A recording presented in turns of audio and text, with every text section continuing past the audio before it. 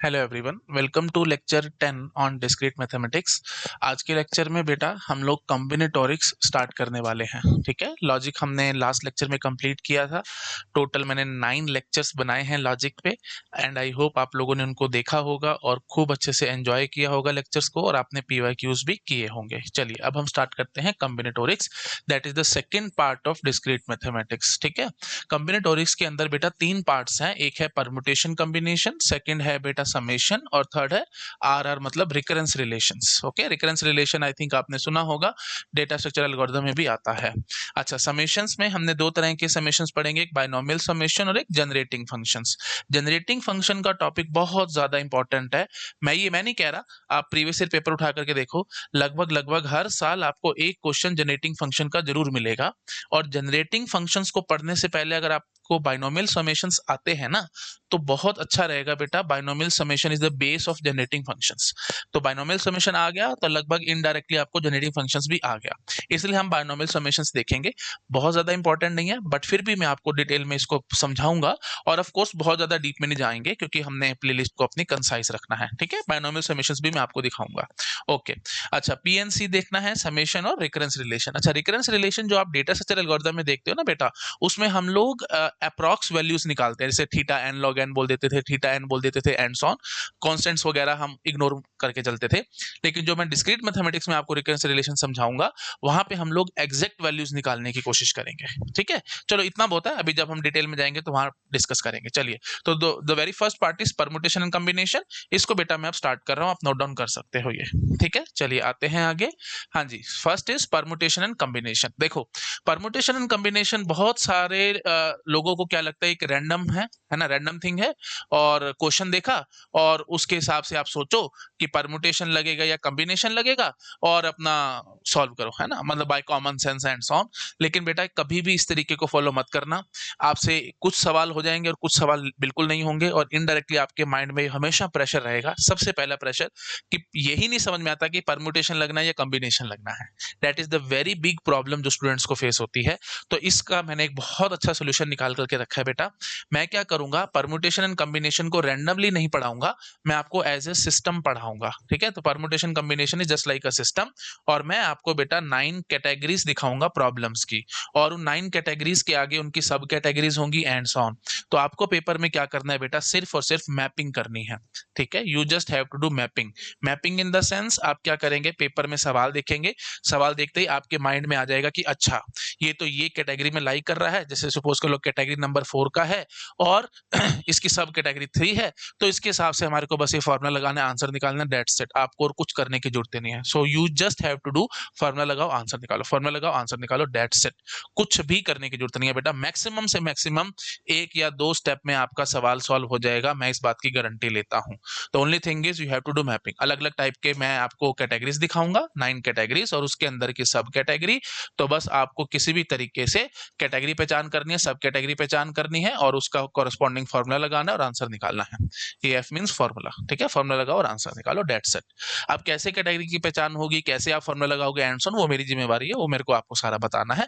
वही सब एक्सपीरियंस का खेल है। मैं आपको काफी सारे क्वेश्चंस कराऊंगा, उससे आपकी प्रैक्टिस हो जाएगी। ठीक है बेटा, तो ये बेसिक सिनेरियो है। हम इस तरीके से परमुटेशन कॉम्बिनेशन को पढ़ेंगे। सिर्फ कैटेगरीज की पहचान करनी है, फॉर्मूला लगाना है, आंसर निकालना है। तो आपको बिल्कुल टेंशन नहीं लेनी, सर यहाँ पे परमुटेशन लगना है या यहाँ पे कॉम्बिनेशन लगना है या कैसे करना है एंड सो ऑन। कोई टेंशन की बात नहीं है, रैंडमली काम नहीं करना। हमेशा याद रखना, मैं आपको बार बार इस बात को कंडेम करता हूँ, कॉमन सेंस नहीं लगानी, बस सिंपल बात है, कॉमन सेंस नहीं लगानी। ठीक है, चलिए शाबाश, नोट डाउन कीजिए, अगली स्लाइड पे आता हूँ। ठीक है, ओके। ठीक है बेटा, तो ये है बेटा जो मैंने अभी आपको बताया था 9 कैटेगरीज। ये मैंने टोटल आपके सामने 9 कैटेगरीज लिखी हैं। This is your first category, this is your second category, this is your third, fourth, fifth and sixth, और उसके बाद फिर 7, 8, 9, टोटल 9 कैटेगरीज हैं।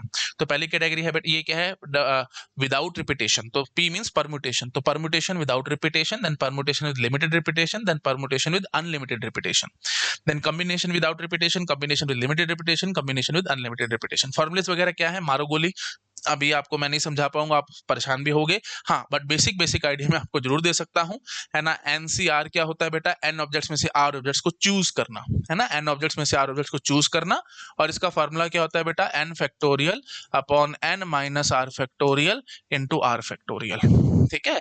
एनपीआर क्या होता है बेटा? परम्यूट करना, एन ऑब्जेक्ट्स में से आर ऑब्जेक्ट्स को परम्यूट करना, that means you want to arrange also. तो इसका फॉर्मूला बेटा क्या बन के आता है? N factorial upon N minus R factorial. तो इसी से ही मैथमेटिकली आप समझ पा रहे होगे, NPR is nothing but NCR multiplied by R factorial, that's it. बस इससे ज्यादा मैं अभी और नहीं बोलूंगा, आप लोग परेशान हो गए। जैसे जैसे हम लोग धीरे धीरे डीप में जाएंगे, चीजों को मैं वहां पे एक्सप्लेन करता रहूंगा। Teaching is all about sequence बेटा, है ना। प्रॉपर सीक्वेंस में, प्रॉपर स्टेप्स में एक एक बात बोली जाए तो बहुत बढ़िया तरीके से सब समझ में आता है, नहीं तो नहीं आता। मूवी भी अच्छी हमारे को क्यों लगती है? क्योंकि मूवी एकदम स्टेप बाय स्टेप चलती है। अगर आपको पता ही ना लगे शाहरुख खान ने किसी को लात मार दी, क्यों मार दी भाई, क्या रीजन था, कुछ पता ही नहीं लग रहा, है ना, तो आपको लगेगा मूवी बकवास है, हटो, भागो और अपना आप छोड़ के आ जाओगे मूवी, है ना। तो बिल्कुल वही चीज टीचिंग में होती है बेटा, है ना। एकदम प्रॉपर सीक्वेंस में एक एक स्टेप बाय स्टेप बोलना होता है। तो बस इतना मैंने जो बता दिया, that is more than sufficient. जैसे जैसे हम लोग धीरे धीरे घुसेंगे चीजों में, वहां पे आपको और बताता रहूंगा। चलो शाबाश, इसको आपको एक बार आप नोट डाउन कर सकते हो। जस्ट फॉर्मूला दिया मैंने और कुछ नहीं दिया बेटा, सिर्फ फॉर्मूला दिया है। हो गया, ठीक है। ओके जी, तो एनपीआर बेसिक आइडिया लग गया, एनसीआर आपको बेसिक आइडिया लग गया। और ये क्या होता है बेटा? Permutation without repetition. और ये सब अभी मैं नहीं बोल पाऊंगा बेटा, मैं जितनी मर्जी कोशिश कर लूं, मैं बोलूंगा भी सही, 1-1.5 घंटा खराब हो जाएगा आपका, और उससे मिलना जुलना कुछ है नहीं, क्योंकि जब क्वेश्चंस करा रहा हूँ वहां पे मैंने सारा बोलना ही है आपको, ठीक है। बस सिर्फ अभी नाम समझ सकते हो, बस परमुटेशन विदाउट रिपीटेशन में ये लगेगा। और जब रिपीटेशन नहीं हो रही होगी तो ये फॉर्मूला लगेगा, एंड और कॉम्बिनेशन में अगर रिपीटेशन नहीं हो रही होगी तो ये फॉर्मूला लगेगा, एंड सो ऑन, ठीक है। चलिए, ये 6 कैटेगरी हो गई, और ये 7th 8 और 9 टोटल 9 कैटेगरी है प्रॉब्लम्स की, ठीक है। एक एक करके हम इनको आराम से देखेंगे, इनके बहुत सारे सवाल भी करेंगे। चलो शाबाश, इसको कर लो नोट डाउन। हो गया, ठीक है। चलिए आगे आते हैं।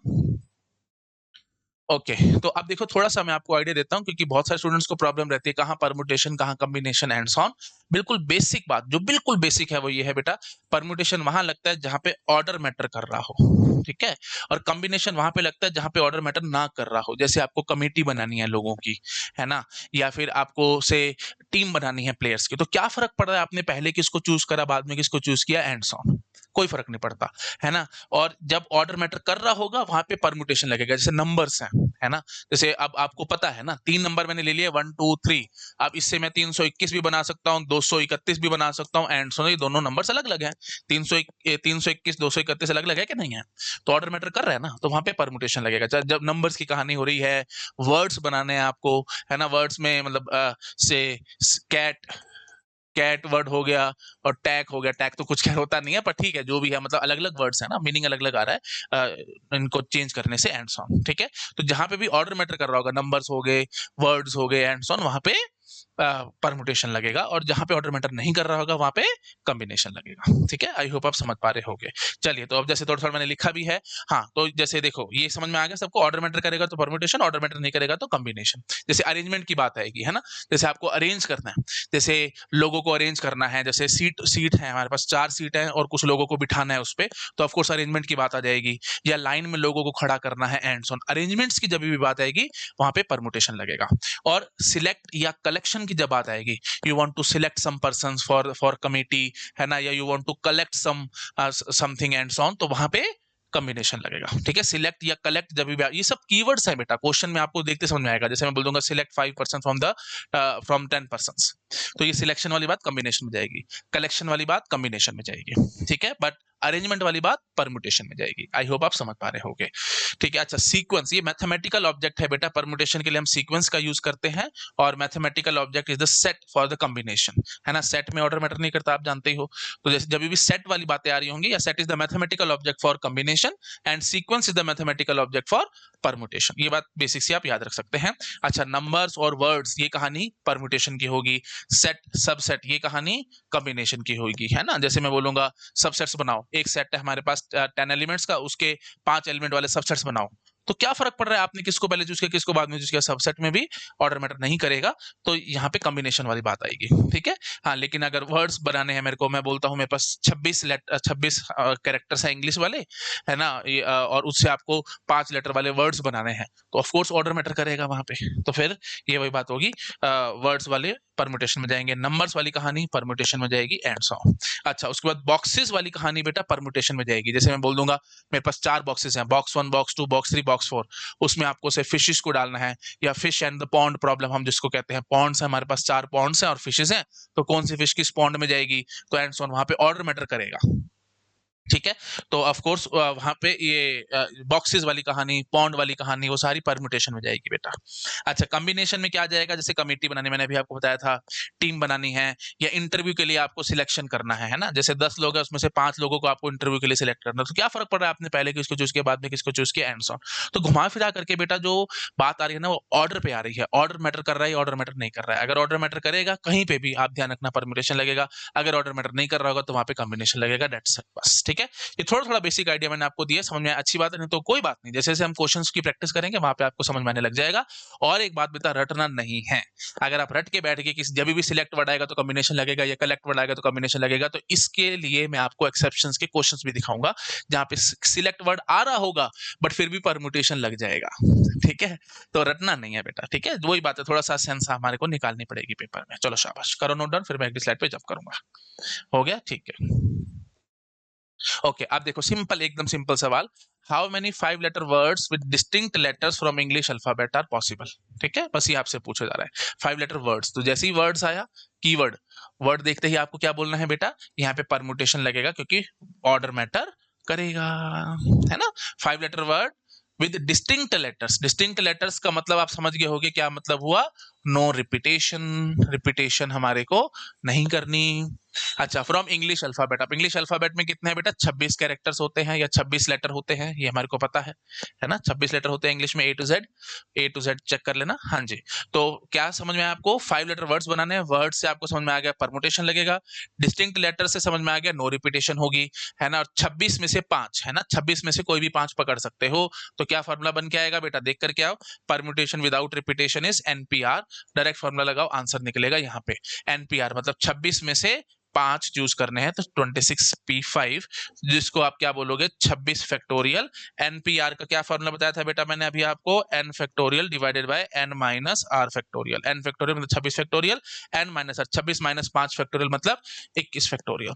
तो ये देख लेना बेटा, घुमा फिरा करके क्या बन जाएगा, 26 फैक्टोरियल को जब आप एक्सपेंड करोगे, 26 इंटू 25 इंटू ठीक है, 26 इंटू 25, अरे भाई 5 बार बार ऐसा क्यों आ रहा है, लो 5, ठीक है, हाँ जी, 26 इंटू 25 इंटू 24 इंटू 23 इंटू 22, ठीक है, इंटू 21 फैक्टोरियल होगा, और वो 21 फैक्टोरियल कैंसिल हो जाएगा।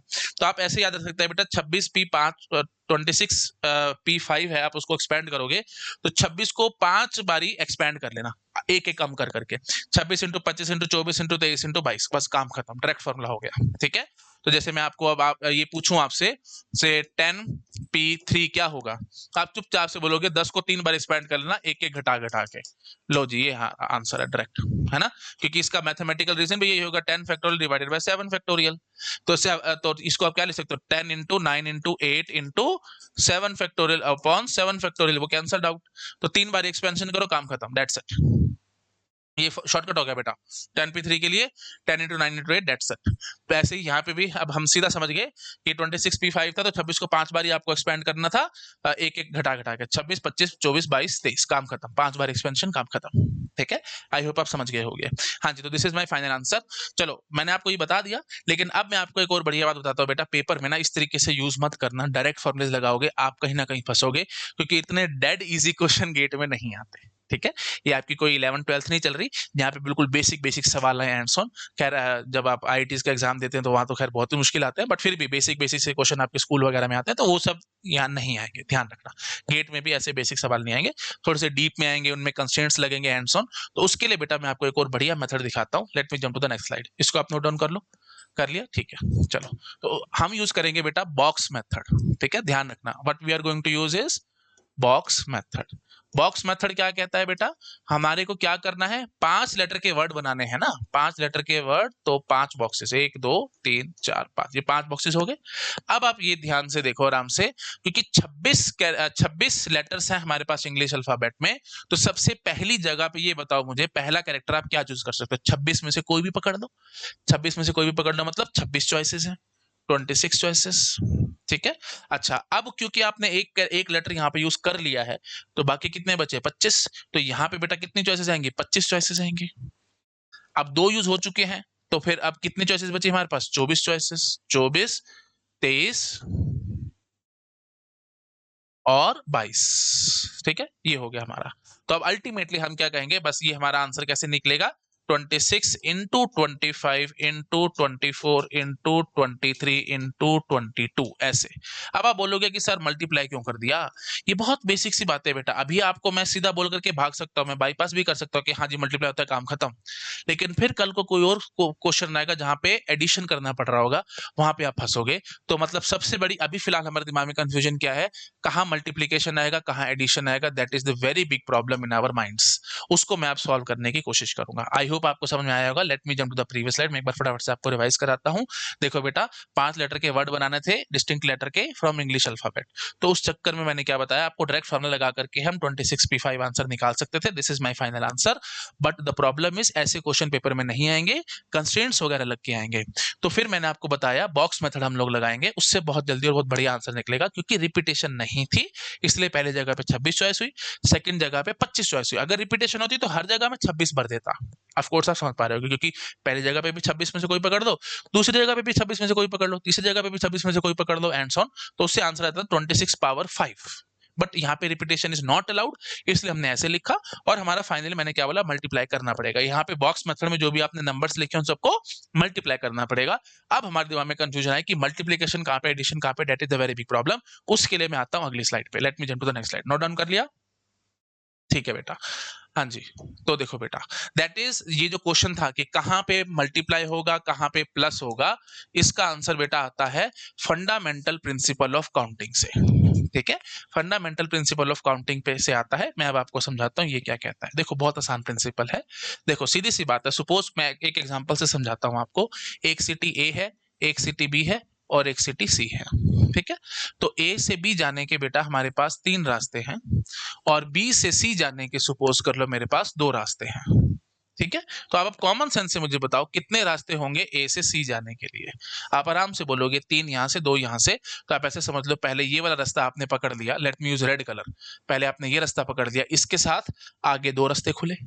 फिर इसको पकड़ोगे, फिर आगे 2 रास्ते खुलेंगे, फिर इसको पकड़ोगे, आगे 2 रास्ते खुलेंगे। तो अल्टीमेटली कितना आंसर आया, ये किसकी सेंस है, मल्टीप्लीकेशन की। तो अल्टीमेटली कितना आंसर आया बेटा, 3 इंटू 2 डेट इज 6। ये सेंस समझ में आई? नहीं समझ में आई तो ऐसे बोल दो, पहले के लिए 2 चॉइस, दूसरे के लिए भी 2 चॉइस, तीसरे के लिए भी 2 चॉइस। तो 2 को मैंने 3 बार ऐड कर दिया। आई होप आप समझ पा रहे होगे, है ना। मतलब इसको पकड़ के फिर 2 रास्ते, फिर दूसरे वाले को पकड़ के फिर 2 रास्ते, फिर इस वाले को पकड़ के फिर 2 रास्ते। तो टोटल रास्ते कितने हुए बेटा, आराम से आप बताओगे 6 रास्ते हुए। मैं अभी और डीप में जाना चाह रहा हूँ, लेकिन मैं 2 मिनट अपने आप को पॉज कर रहा हूँ, क्योंकि फिर आप कंफ्यूज होगे। अभी के लिए सिंपल इतना समझो, यहाँ पे 3, यहाँ पे 2, तो अल्टीमेटली टोटल कितने रास्ते हुए, 3 इंटू 2 डेट इज 6। आप गिन के देख लो, इसमें क्या टेंशन है बेटा।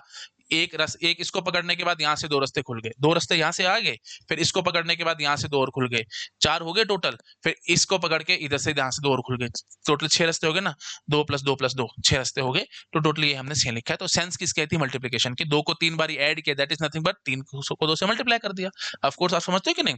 3 इंटू 2, चलो मैं ऐसे बोलता हूँ, 3 बिल्कुल बेसिक, बिल्कुल बेसिक। 3 इंटू 2 6 होता है। क्यों होता है, क्योंकि मैं 2 को अगर 3 बारी ऐड करूंगा ना तो 6 आएगा। Multiplication is nothing but recursive procedure of addition.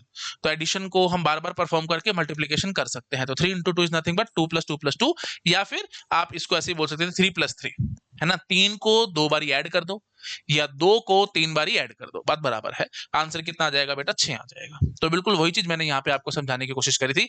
पहला रास्ता पकड़ा 2 बारी, फिर दूसरा को पकड़ा फिर 2 बारी, तीसरे को पकड़ा फिर 2 बारी। तो 2 जमा 2 जमा 2 6, टोटल 6। तो सेंस किसके है, मल्टीप्लीकेशन की, इसलिए मैंने यहाँ पे क्या कर दिया, 3 इंटू 2 6। अब मजे की बात, अब प्लीज बहुत ध्यान से सुनना। अभी तो बिल्कुल बेसिक था, अब बहुत ध्यान से सुनना। एक्चुअली बेटा हो क्या रहा है यहाँ पे, आपको जाना था ए टू सी, लेकिन द प्रॉब्लम इज आप किसके थ्रू चल रहे हो बेटा, बी के थ्रू जा रहे हो। तो मतलब जब आप ए से बी पहुंचे हो तो आपका काम कंप्लीट नहीं हुआ। क्यों, क्योंकि आपको अभी बी से सी भी जाना है। अगेन मैं क्या कह रहा हूं, अगर आपको ए टू सी जाना था, आपका पूरा काम क्या था, ए टू सी जाना, तो आप पहले ए टू बी जा रहे हो, उसके बाद बी टू सी जा रहे हो। मतलब ए टू बी जाने में आपका काम कंप्लीट नहीं हुआ ना बेटा। मेन बात क्या है, आपका वर्क पूरा कंप्लीट नहीं हुआ। तो अब याद रखना, जब भी वर्क पूरा कंप्लीट नहीं होगा, जब तक आपका काम कंप्लीट नहीं होगा, तब तक मल्टीप्लीकेशन की सेंस आती रहती है बेटा। तो ए से बी के रास्ते 3 थे, बी से सी के रास्ते 2 थे। तो अब क्योंकि ए से बी पहुंचने में आपका काम कंप्लीट नहीं हुआ था, इसलिए मल्टीप्लीकेशन की सेंस आई। ये निशानी आपको हमेशा याद रखनी है बेटा, कभी जिंदगी में कंफ्यूज नहीं होगे। आई होप आपको क्लैरिटी आई होगी। अच्छा बेटा, अब देखो, अब एक और बढ़िया बात समझाता हूं मैं आपको यहीं पे, ठीक है। ये देखो, लेट अस सपोज मैं कहता हूं मेरे पास एक और वे था सी तक पहुंचने का, मैं डी पे आ जाऊं और डी से फिर सी की तरफ चला जाऊं। तो लेट अस सपोज ए से डी जाने के मेरे पास 4 रास्ते थे और डी से सी जाने के सपोज कर लो मेरे पास 3 रास्ते थे। तो अभी बी को मारो गोली 2 मिनट के लिए, तो अभी आप टोटल कितना बोलोगे, ए टू सी जाने के कितने पाथ होंगे, 4 × 3 दैट इज 12। अभी मैंने आपको समझाया था ए टू डी आगे 4 तरीके थे, तो काम तो कंप्लीट नहीं हुआ ना, डी से सी पे भी जाना पड़ेगा, 3 तरीके वहां के लिए हैं, तो 4 × 3 that is 12 is our answer. अच्छा, अब आप जरा मुझे बताओ ए से सी जाने के टोटल कितने रास्ते होंगे अगर मैं ये वाले दोनों रास्ते को कोशिश करूं। तो मैं क्या बोलूंगा, 3 × 2 दैट इज 6 और 4 × 3 दैट इज 12। अब आप मुझे जरा बताओ, यहां से वाया बी गए हो तो 6 तरीकों से पहुंच गए ना सी पे। मेन बात क्या है, पहुंच गए सी पे मतलब काम कंप्लीटेड, वर्क इज डन, क्योंकि हमारा एम था ए टू सी पहुंचना। वाया बी भी जा सकता हूं, या अब ध्यान से सुनना, या वाया डी जा सकता था, और मतलब इंग्लिश वाला और मतलब प्लस की सेंस, ठीक है। तो एंड हमेशा मल्टीप्लीकेशन की सेंस देगा और हमेशा बेटा प्लस की सेंस देगा। पकड़ में आया, ठीक है जी। तो अल्टीमेटली हम क्या कहेंगे, 12 रास्ते यहां से आए, 6 रास्ते यहां से आए और हो गया ना, इसलिए टोटल कितने रास्ते बनेंगे, 18। तो जब भी ध्यान रखना वर्क पूरा कंप्लीट हो जाएगा तब वहां पे एडिशन की सेंस आएगी, क्योंकि यहाँ पे 6 रास्ते थे ए टू सी पहुंचने के, दूसरा क्या निकला, 12 भी रास्ते थे ए टू सी पहुंचने के, तो 6 रास्तों से ए टू सी पहुंच गए ना, काम पूरा कंप्लीट हो गया ना, इसलिए और की सेंस आएगी। तो जब भी काम कंप्लीट हो जाता है बेटा तब हमेशा और की सेंस आती है, और जब काम अधूरा रह जाता है वहां पे मल्टीप्लीकेशन की सेंस आती है, हमेशा याद रखना। एडिशन कहां लगेगा, मल्टीप्लीकेशन कहां लगेगा, अब आई थिंक आप जिंदगी भर नहीं भूलोगे। आई होप आपको समझ आएगा। चलो शाबाश, नोट डाउन करो, हो गया, ठीक है। अब एक और बढ़िया बात बताता हूं, जैसे सपोज कर लो मैं बोलता हूं मेरे पास 3 शर्ट्स हैं, ठीक है। Let us suppose I am having 3 shirts, ठीक है। और सपोज कर लो मेरे पास 4 पैंट्स हैं, ठीक है। तो कितने वे से मैं ड्रेसअप हो सकता हूं, मुझे जरा ये समझाओ, ड्रेसअप होने के कितने वेज हैं, बिल्कुल कॉमन सेंस है, मुझे बताओ। तो ऑफ कोर्स शर्ट और पैंट दोनों पहननी पड़ेगी, अकेली शर्ट पहनोगे तो भी बात नहीं बनेगी, अकेली पैंट पहनोगे तो भी बात नहीं बनेगी, तो दोनों पहननी पड़ेंगी। तो पहले शर्ट पहनोगे, उसके बाद फिर पैंट पहनोगे, या बात बराबर है, चाहे पैंट पहन लो बाद में शर्ट पहन लो, मतलब मेन बात क्या है, शर्ट पैंट दोनों पहननी पड़ेंगी तब आप ड्रेसअप होगे। तो अकेली शर्ट से काम कंप्लीट नहीं हुआ, तो वही बात होगी बेटा, 3 × 4 दैट इज 12 वेज निकलेंगे आपके पास ड्रेसअप होने के। ड्रेसअप होने के टोटल वेज कितने निकलेंगे, 12। वाई 12, क्योंकि 3 तरीकों से शर्ट पहनूंगा, 4 तरीकों से पैंट पहनूंगा, 12 is the answer, so simple. पकड़ में आई बात। मल्टीप्लिकेशन की सेंस क्यों निकली, अकेली शर्ट पहनने से काम कंप्लीट नहीं हुआ, या अकेली पैंट पहनने से काम कंप्लीट नहीं हुआ, तो दोनों पहनोगे तभी बात बनेगी, तो इसलिए मल्टीप्लिकेशन की सेंस आई। आई होप आप समझ गए होगे, ठीक है। अब आई थिंक आपको हमेशा याद रहेगा, मल्टीप्लिकेशन कब आएगा, जब काम कंप्लीट नहीं हुआ, और काम कंप्लीट हो गया तो एडिशन। तो बस हमेशा याद रखना है आपको, वर्क डन, शॉर्ट में लिख लो बस, वर्क डन। अगर आपका वर्क डन हो गया तो एडिशन की सेंस आएगी, और अगर वर्क इनकम्प्लीट रह गया, वर्क इनकम्प्लीट रह गया, तो वहां पे मल्टीप्लीकेशन की सेंस आएगी, ठीक है। That this is known as fundamental principle of counting, बस और कुछ नहीं। मैं और ज्यादा डीप में थ्योरी लिखवाऊं, फालतू की डेफिनेशन दूं, क्या फायदा उस सबसे, कोई मतलब ही नहीं है ना। बेसिक आइडिया मैंने आपको दे दिया, that is more than sufficient. चलो आज, और वैसे भी सब्जेक्टिव पेपर तो है नहीं जहाँ पे पूछा जाएगा आपसे कि define fundamental principle of counting and so, जरूरत नहीं है, इसलिए मैं बिल्कुल कंसाइज रख रहा हूँ अपनी चीजों को, ठीक है। ज्यादा डीप में फालतू में टाइम वेस्ट नहीं कर रहा। चलो आ जाओ बेटा पीछे। हाँ, अब आपको खुद से सेंस आ रही होगी यहाँ पे मैंने मल्टीप्लाई क्यों किया था, क्योंकि 26 में से मैंने कोई एक कैरेक्टर पकड़ के यहाँ रख लिया, या एक लेटर उठा करके यहाँ रख लिया, काम कंप्लीट हुआ नहीं, क्योंकि मेरे को 5 चूज करने थे। उसके बाद मैंने दूसरा चूज किया, काम कंप्लीट हुआ नहीं, क्योंकि मेरे को अभी 3 और करने हैं, फिर ये 24 चॉइसेस बनी। काम कंप्लीट हुआ नहीं, क्योंकि अभी मेरे को 2 और करने हैं, फिर 23 हुआ, फिर 22 हुआ। तो अभी मतलब एक एक को जब मैं पकड़ता हूँ तो काम कंप्लीट नहीं हुआ ना, जब सारे हो गए तब काम जा करके कंप्लीट हुआ है ना, तो इसका मतलब ये मल्टीप्लिकेशन की सेंस दे रहा है। सिंपल बात है एकदम, बिल्कुल बेसिक बात करो। मेरे को 5 चूज करने थे, मैंने अभी एक चूज किया है, ये 26 चॉइसेस हुई। एक चूज करने के बाद काम थोड़ी कंप्लीट हो गया, तो फिर मेरे को 25 अगले फिर 25 चॉइसेस आई, फिर काम कंप्लीट थोड़ी हो गया, फिर आगे आगे एंड ऑन, इसलिए मल्टीप्लिकेशन की सेंस आई। आई होप आप पकड़ गए होंगे। चलो शाबाश, नोट डाउन करो कि बॉक्स मेथड की ताकत, इसकी औकात असली क्या है, अभी जब मैं और क्वेश्चंस में जंप करूंगा वहां समझ में आ जाएगी। चलो शाबाश, हो गया नोट डाउन, आ रहे हैं आगे। हाँ जी, अब देखो बेटा, नेक्स्ट सवाल है, how many 5 letter words from English alphabet. ये सेम टू सेम अभी जैसे मैंने आपको क्वेश्चन दिया था बिल्कुल वही है। अब यहाँ पे ध्यान रखना बेटा, मैंने बोला नहीं repetition without repetition and so on क्या करें, ठीक है। तो बाय डिफॉल्ट बेटा मान करके चलना, वर्ड्स ले रहे हो ना, वर्ड्स बना रहे हो लेटर से, तो अब ऑफ कोर्स इंग्लिश में जब आप वर्ड्स देख रहे होते हो तो उसमें लेटर्स की रिपीटेशन होती है। ऐसे तो नहीं होता कि ना रिपीटेशन हो, है ना, नाम में ही देख लो। अब जैसे चलो मैं एक नाम लिखता हूं अनामिका, अब इसमें तो ए 3 बार ही आ गया ना, तो इसका मतलब क्या हुआ, रिपीटेशन बाय डिफॉल्ट अलाउड होती है। अंग्रेजी में जब आप वर्ड्स बनाते हो तो रिपीटेशन अलाउड होती है, तो बाय डिफॉल्ट यहाँ पे याद रखना है आपको, बाय डिफॉल्ट रिपीटेशन मान करके चलनी है, रिपीटेशन लेकर के चलनी है बाय डिफॉल्ट। अगर कुछ नहीं दिया हुआ तो रिपीटेशन लेकर के चलोगे। अब बताओ, how many 5 letter words from English alphabet, तो वर्ड्स बना रहे हैं, रिपीटेशन लेकर के चलेंगे, तो ऑफ कोर्स क्या कैसे बनेंगे, है ना, बॉक्स मेथड की हेल्प से हम लोग यही करेंगे, इसलिए मैंने अभी आपको बॉक्स मेथड बताया था।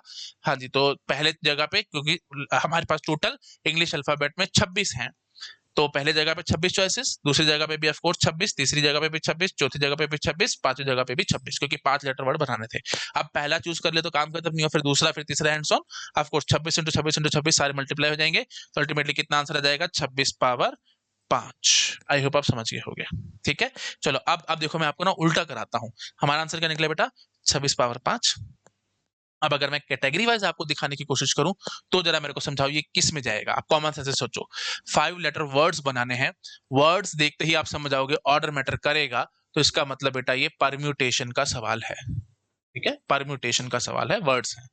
और of course repetition is allowed, तो रिपीटेशन तो कितनी बची है, क्योंकि मैंने यहाँ पे हर जगह 26 26 26 बड़ा है, तो इसका मतलब क्या होगा आपके लिए, 1 2 3 4 5 5 बार ये लिखना, that is a valid word of course, क्योंकि repetition is allowed, unlimited repetition वाली बात आ रही है ना, आप जितनी चाहो उतनी बार रिपीटेशन कर सकते। मैंने ये तो नहीं कहा कि ए 3 बार यूज होगा या ए 2 बार यूज होगा एंड सो ऑन, ऐसे भी क्वेश्चन आएंगे, वो मैं आपको आगे दिखाऊंगा, आप टेंशन मत लो। फिलहाल मैंने कोई रिस्ट्रिक्शन नहीं डाली, इसलिए मैंने 26 26 26 26 भर दिया था, तो मतलब बिल्कुल अनलिमिटेड रिपीटेशन है ये, है ना। तो परम्यूटेशन विद अनलिमिटेड रिपीटेशन का फॉर्मूला हमारे को लगाना चाहिए था। अब आप पीछे देख करके जो मैंने आपको कैटेगरीज पढ़ाई थी, देखो आराम से। हाँ जी, तो परम्यूटेशन विद अनलिमिटेड रिपीटेशन का फॉर्मूला क्या था, n पावर r, और यही सेंस देखो हमारी यहाँ पे आई है। तो टोटल 26 थे हमारे पास, है ना, 26 थे, n और r मतलब कितने ले रहे हैं, 5 ले रहे हैं। तो वही बात है बेटा, कंफ्यूजन आती है n पावर r में, n क्या है, r क्या है एंड सो ऑन, इसलिए ये सब चीजें मैं आपको बता ही नहीं रहा, मैं डायरेक्ट बॉक्स मेथड से आपको क्वेश्चन करा रहा हूँ, क्योंकि जब कंस्ट्रेंट्स लगते हैं तो वहां पे सारी टेंशन शुरू हो जाती है दिमाग में, फॉर्मूले वहां पे काम आने नहीं है, ठीक है, वहां पे बॉक्स मेथड ही काम आएगा। और ये बिल्कुल बेसिक सवाल है, बार बार बता रहा हूँ, ये गेट में नहीं आने हैं। ऐसे समझ लो अभी ये एबीसीडी चल रहा है, अगर आपको अंग्रेजी समझनी है, अंग्रेजी पढ़नी है, तो एबीसीडी आनी चाहिए, एबीसीडी नहीं तो अंग्रेजी कहां से करोगे भाई, एबीसीडी करोगे, उसके बाद फिर वर्ड्स बनाने सीखोगे, वर्ड्स के बाद सेंटेंसेस बनाना सीखोगे। तो जब तक आप सेंटेंसेस नहीं बोलते तब तक आप कहते हो ना कि मेरे को अंग्रेजी नहीं आती, ऑफ कोर्स, है ना, एबीसीडी जिसको आते हैं आप बोल दोगे उसको अंग्रेजी आती है, नहीं। जिसको वर्ड समझ में आते हैं इसका उसको अंग्रेजी आती है, नहीं। तो अंग्रेजी बोलनी कब आती है, जब आप सेंटेंसेस बोलना शुरू करते हो, है ना। तो अगर आपको एबीसीडी आती है कोई औकात नहीं है, वर्ड्स आते हैं कोई औकात नहीं है, सेंटेंसेस आते हैं तब आपकी जाकर के औकात बनी है। तो बिल्कुल वही चीज है बेटा, पेपर में जब क्वेश्चंस आएंगे तो ये एबीसीडी है, बिल्कुल ऐसे क्वेश्चंस आने नहीं है पेपर में, है ना। हाँ, पेपर में एबीसीडी ये बिल्कुल बिल्कुल बेसिक है, ये नहीं आएंगे, उसको थोड़े और लेवल में बढ़ाऊंगा वो भी नहीं आएंगे, लेकिन जब बिल्कुल पीक लेवल पे आऊंगा वहां वो सारे क्वेश्चंस गेट के होंगे, वो मैं आपको धीरे धीरे दिखाऊंगा, उसकी टेंशन मत लो। But the basic fact is, अगर एबीसीडी नहीं आते तो वर्ड्स नहीं आएंगे, वर्ड्स नहीं आएंगे तो सेंटेंसेस बनाने नहीं आएंगे, इसलिए मैं बार बार आपको स्ट्रेस देकर समझाता हूँ, ये बेसिक्स बहुत ध्यान से पढ़ लो बेटा, ठीक है। चलो शाबाश, ये सबको समझ में आ गया, क्या किया हमने यहाँ पे, एन क्या आर क्या, मारो गोली, मैं इसमें घुस ही नहीं रहा क्योंकि it simply waste our time, box मसले से डायरेक्ट आंसर हम निकालेंगे। क्लियर हो गया, चलो आते हैं आगे। अब देखो बेटा, 5 letter word start with A and end with Z without repetition, short में मैंने लिखा है, पूरा सवाल मैंने लिखा है, it will simply waste our time, short में मैंने लिख दिया। 5 लेटर के वर्ड्स बनाने हैं, खास बात क्या है, ए से शुरू होना चाहिए, जेड से एंड होना चाहिए, और रिपीटेशन हमने नॉट अलाउड कर दिया। अगर मैं ये वर्ड छुपा देता विदाउट रिपीटेशन तो हम रिपीटेशन करते जाते हैं, क्योंकि वर्ड्स में रिपीटेशन होती है, अंग्रेजी में भी होती है, तो फिर हम तो करेंगे by default repetition allowed. Words के केस में हर बार नहीं होना प्लीज, है ना। अब जैसे मैं बताता हूँ, मेरे को कमेटी बनानी है 5 लोगों की, तो वहां पे रिपीटेशन थोड़ी करके बैठ जाओगे लोगों की, एक आदमी को 4 बार ले लोगे, ऐसे थोड़ी होता है। बाय डिफॉल्ट वहां पे रिपीटेशन नॉट अलाउड। ठीक है, आई होप आप समझ पा रहे होंगे। यहाँ पे बाय डिफॉल्ट रिपीटेशन अलाउड, क्योंकि लेटर्स में होता है ऐसा काम, जब हम वर्ड्स बना रहे होते हैं तो लेटर्स हम रिपीट करते रहते हैं, अंग्रेजी में भी करते हैं तो यहाँ पे भी करेंगे बाय डिफॉल्ट में। ठीक है, चलिए आई होप आप समझ पा रहे होगे। चलो शाबाश, बताओ कैसे करेंगे। बिल्कुल वही बात है बेटा, बॉक्स बनाना है, बॉक्स के बिना काम मत करना। 1 2 3 4, लो जी ये 5 हो गए। हाँ जी, 5 लेटर वर्ड बनाना है, ए से शुरू होना चाहिए। ए से शुरू होना चाहिए तो मतलब एक ही चॉइस है यहाँ पे, ओनली वन चॉइस, क्या, ए से शुरू। अच्छा, एंड जेड से होना चाहिए, ऑफ कोर्स एक ही चॉइस। अब क्योंकि मैंने क्या कहा, रिपीटेशन अलाउड नहीं है, तो आप ये समझ लो यहाँ पे ए जा चुका है, यहाँ पे जेड जा चुका है, टोटल 26 थे, 26 माइनस 2 कितने बचे बेटा, 24। तो यहाँ पे कितनी चॉइसेस आएंगी बेटा, 24। ठीक है, ए और जेड को छोड़ करके बाकी आप कोई भी चूज कर लेना। अब because repetition is not allowed, ठीक है, ये 24 में ढंग से लिख देता हूँ, हाँ 24 हो गए। अब because repetition is not allowed, तो यहाँ पे कितने चॉइसेस बचेंगे, ऑफ कोर्स 23, और यहाँ पे ऑफ कोर्स कितने, 22। तो कितना आंसर आ जाएगा बेटा, 24 इंटू 23 इंटू 22। देख रहे हो बॉक्स मेथड से कितनी आराम से निकला है, फॉर्मूला लगा लगा के हम थक जाते, जान निकल जाती, आंसर ना निकलता। ठीक है, आई होप आप समझ गए होंगे हमने कैसे सॉल्व किया यहाँ पे। 24 इंटू 23 इंटू 22, दैट्स इट, काम खत्म। ठीक है, चलिए नोट डाउन करो इसको, आ रहे हैं आगे नेक्स्ट सवाल पे। हाँ जी, 5 letter password start A and end Z. अब आप जरा मुझे कॉमन सेंस से बताओ, मैंने क्या वर्ड यूज कर दिया बेटा यहाँ पे, पासवर्ड। पासवर्ड्स में आप बाय डिफॉल्ट मान करके चलो लेटर्स को हम रिपीट करते हैं, तो that is nothing but with repetition, है ना। तो जो पिछले वाला सवाल मैंने आपको क्या कराया था, विदाउट रिपीटेशन, बिल्कुल वही, start with A and with Z without repetition था। अब मैं क्या कर रहा हूँ, start with A and with Z with repetition, है ना। आई होप आप समझ पा रहे होगे, मैंने बोला नहीं है यहाँ पे कुछ भी विद रिपीटेशन विदाउट रिपीटेशन। आपको कॉमन सेंस से ये बात समझ में आती होगी कि पासवर्ड है तो वहां पे रिपीटेशन चलती है, तो हम लेकर के चलेंगे बेटा। तो कैसे आंसर आएगा, बहुत इजी है बेटा, start with A and with Z, box method बनाओ, 1 2 3 4। हाँ जी, तो ए से शुरू होना चाहिए, एक ही चॉइस, जेड से एंड होना चाहिए, एक ही चॉइस, यहाँ पे ए यहाँ पे जेड एडजस्ट हो गया। अब क्योंकि रिपीटेशन अलाउड है, तो 26 में से कोई भी यहाँ पिक कर लेना, यहाँ पे भी वही बात है, 26 में से कोई भी पिक कर लेना, यहाँ पे वही बात आएगी, 26 में से कोई भी पिक कर लेना। तो ऑफ कोर्स कितना आंसर आएगा, 26 इंटू 26 इंटू 26। क्यों किया मैंने मल्टीप्लाई, क्यों किया, होमवर्क है आपके लिए, आप खुद से सोचेंगे। चलो मैं एक बार स्टार्टिंग की बात है तो बता देता हूँ, काम कंप्लीट नहीं हुआ ना बेटा, है ना, जब तक काम कंप्लीट नहीं होगा हम मल्टीप्लाई करते रहेंगे। आई होप आप समझ पा रहे हो। चलो शाबाश, नोट डाउन करो, अगले सेट पे अगले सवाल पे आते हैं। नेक्स्ट देखो बेटा, स्टार्ट विद ए और B end with Z, 5 letter password बनाना है। बहुत आसान काम है, कॉमन सेंस से आप कर जाओगे, 1 2 3 4, हाँ जी ये 5 हो गए। स्टार्ट विद ए और बी, तो यहाँ पे बेटा चॉइस आ गई ना, ए या बी में से कुछ भी पकड़ सकता हूँ, तो 2 चॉइसेस। ठीक है, एंड विद जेड होना चाहिए तो एक ही चॉइस बचेगी, जेड से ही एंड होना, और तो कोई वे आउट है नहीं। और क्योंकि मैं बात किसकी कर रहा हूँ, पासवर्ड्स की बात कर रहा हूं, तो इसका मतलब रिपीटेशन इज अलाउड। तो यहाँ पे कितनी चॉइस बचेंगे बेटा, 26, यहाँ पे कितनी 26, और यहाँ पे कितनी 26। तो अल्टीमेटली आंसर कितना निकलेगा, 2 इंटू 26 पावर 3। आई होप आप समझ पा रहे होगे, 26 इंटू 26 इंटू 26, 26 पावर 3। बोलो शाबाश, इसको करो नोट डाउन, अगली साइड पे जंप करूंगा। ठीक है जी, करो शाबाश, नोट डाउन करो। ठीक है जी, आ रहे हैं आगे। Start with vowel and end with Z, passwords बनाने हैं, वही 5 लेटर के ही हैं, मैं पूरा क्वेश्चन ही लिख रहा हूँ just to save the time. ठीक है, वही 5 लेटर के पासवर्ड्स बनाने हैं, एंड सो ऑन। हाँ जी, लिखा नहीं है मैंने, no doubt, just to save the time, तो पेपर में सवाल पूरा लिखा हुआ है, ऑफ कोर्स ऐसे थोड़ी बीच में छोड़ देंगे वो। ठीक है, हाँ जी बताओ भाई, वही अपना बनाएंगे, 1 2 3 4। हाँ जी, तो स्टार्ट विद वोवल का है, वोवल AEIOU, AEIOU, है ना, 5 चॉइसेस यहाँ हो गई। अच्छा, एंड विद जेड करना है तो एक ही चॉइस आएगी, जेड से एंड होना चाहिए। अच्छा, और उसके बाद फिर पासवर्ड है, पासवर्ड्स है ना, तो इसका मतलब रिपीटेशन इज अलाउड, तो यहाँ पे वही बताएगी 26 चॉइसेस, यहाँ पे 26, यहाँ पे 26, तो 5 into 26 power 3 is my answer, so simple. पकड़ गए। अगला, अगर मैं बोल देता नो रिपीटेशन, तो बहुत प्यारा सवाल है, 2 मिनट के लिए पॉज लो, सोचो, उसके बाद मेरा आंसर देखना। ठीक है, हाँ जी, अगर रिपीटेशन नहीं करनी तो कैसे आंसर करेंगे, देखो बहुत इजी है, वही अपना बॉक्स बनाएंगे, 1 2 3 4 5, हाँ जी 5 हो गए। तो यहाँ पे क्या बोलेंगे, AEIOU में से आपका जो मन कर रहा है वो पकड़ लेना, 5 चॉइसेस यहाँ पे है। अच्छा, यहाँ पे एक ही चॉइस है जेड की।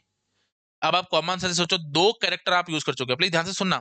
यहाँ पे AEIOU की चॉइस थी मेरे पास, मेरा मन कर रहा था, जो मेरा मन करेगा मैं वो पकड़ लूंगा, तो जो भी पकड़ा, तो एक कैरेक्टर यहाँ खर्च हो गया ना, और जेड एक कैरेक्टर यहाँ खर्च हो गया, टोटल 2 खर्च हो चुके हैं। तो अब कितने बचे हमारे पास, 26 में से टोटल 24 बचे हैं, तो यहाँ पे कितनी चॉइसेस आएंगी बेटा, 24। और फिर वही बात है, एक खर्च यहाँ हो गया तो फिर यहाँ पे कितने बचेंगे 23, फिर एक खर्च यहाँ हो चुका तो फिर अगले ऑफ कोर्स कितने बचेंगे 22। तो कितना आंसर आएगा बेटा इसका? इसका आंसर आएगा 5 × 24 × 23 × 22। सो सिंपल। करो नोट डाउन, अगली साइड पे जंप करूंगा। हो गया बेटा? चलो नेक्स्ट देखो, बहुत प्यारे सवाल है, इसमें तारे बनाओ। ठीक है, लाल रंग से तारे बनाता हूं मैं ताकि आपको चीजें ढंग से समझ में आ सके। देखो क्या कह रहे हैं, 10 persons एंटर इन अ बस, एक बस में 10 लोग एंटर हुए। 4 सीट्स आर वेकेंट, 4 सीटें खाली रखी हुई हैं।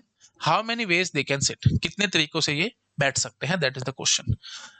4 सीटें खाली हैं, ये देखो बेटा, ये 4 सीटें हैं, ठीक है, और 10 लोग बस में एंटर हुए। ठीक है, ये पहला आदमी हो गया, ऐसे 10 आदमी हैं बेटा। उप्स, हाँ जी, दूसरा आदमी, अरे भाई ये मेरे से कॉपी नहीं होता ढंग से। ये दूसरा आदमी, ये तीसरा आदमी, ये, चलो मैं अब डॉट डॉट डॉट करता हूँ, थोड़ा शॉर्टकट तो बनाना पड़ेगा ना, ऐसे तो टाइम वेस्ट हो जाएगा बहुत क्लास का। टोटल ऐसे 10 आदमी है बेटा, ठीक है, 10 आदमी हैं और 4 सीटें खाली हैं। तो how many ways they can seat, कितने तरीकों से ये बैठ सकते हैं, दैट इज आवर क्वेश्चन। तो बेटा आराम से समझो, कैसे सोचे इस सवाल को, मैं कैसे सोचूं। काम तो वही बॉक्स मेथड से ही कराऊंगा मैं आपको, बिना बॉक्स मेथड के तो मजा नहीं आएगा काम को करने का, क्योंकि फिर मैं कंस्ट्रेंट्स डालूंगा तो आप परेशान होगे। तो कैसे शुरू करूं? अब 2 चॉइसेस है मेरे पास, या तो 4 बक्से बनाऊं, मतलब लोगों को पकड़ पकड़ के इस पे बिठाने की कोशिश करूं, या फिर 10 बक्से बनाऊं, 1 2 3 4 5 6 7 8 9, हाँ ये 10 बक्से मैंने बना दिए, ये 10 लोग हो गए, और फिर सीटों को पकड़ पकड़ के कोशिश करो काम करने की। बताओ क्या चीज आसान लग रही है आपको? ऑफ कोर्स देखो, अगर यहाँ पे 10 लोग आपने पकड़े हैं, अगर आप लोगों के हिसाब से चलते हो तो 10 बक्से बनाने पड़ेंगे। For person 1 this is person 1, person 2 and so on up to person 10। अच्छा, अगर सीटों के हिसाब से चलते हो तो this is seat number 1, this is seat number 2, this is seat number 3, this is seat number 4। कैसे चलना चाहिए? दोनों में से कौन सा यूज करूंगा? देखो, अगर आप सीटों के हिसाब से चलते हो तो आप बोलोगे कि पहली सीट पे 10 लोगों में से कोई भी आकर के बैठ सकता है, मतलब यहाँ पे 10 चॉइसेस है। अब ऑफ कोर्स रिपीटेशन तो होनी नहीं ना, रिपीटेशन का तो क्या मतलब, एक आदमी को 2-2 सीटों पे थोड़ी बिठा दोगे। तो अब दूसरी सीट पे बैठने के लिए 9 लोग बचते हैं, 9 लोग कंपीट कर रहे हैं इस सीट पे बैठने के लिए, मतलब लड़ाई झगड़ा है 9 लोगों का, तो 9 में से कोई भी बैठ सकता है। लो जी, 9 चॉइसेस, फिर आगे ऑफ कोर्स 8 चॉइसेस, फिर आगे ऑफ कोर्स 7 चॉइसेस। तो इससे आंसर कितना निकलेगा बेटा? 10 × 9 × 8 × 7, दिस इज माई आंसर। लेकिन अगर आप इस तरीके से चलते हो, person 1 person 2 up to person 10, 10 person लिख लिए, हाँ जी, तो पहले पर्सन के पास कितनी चॉइसेस हैं?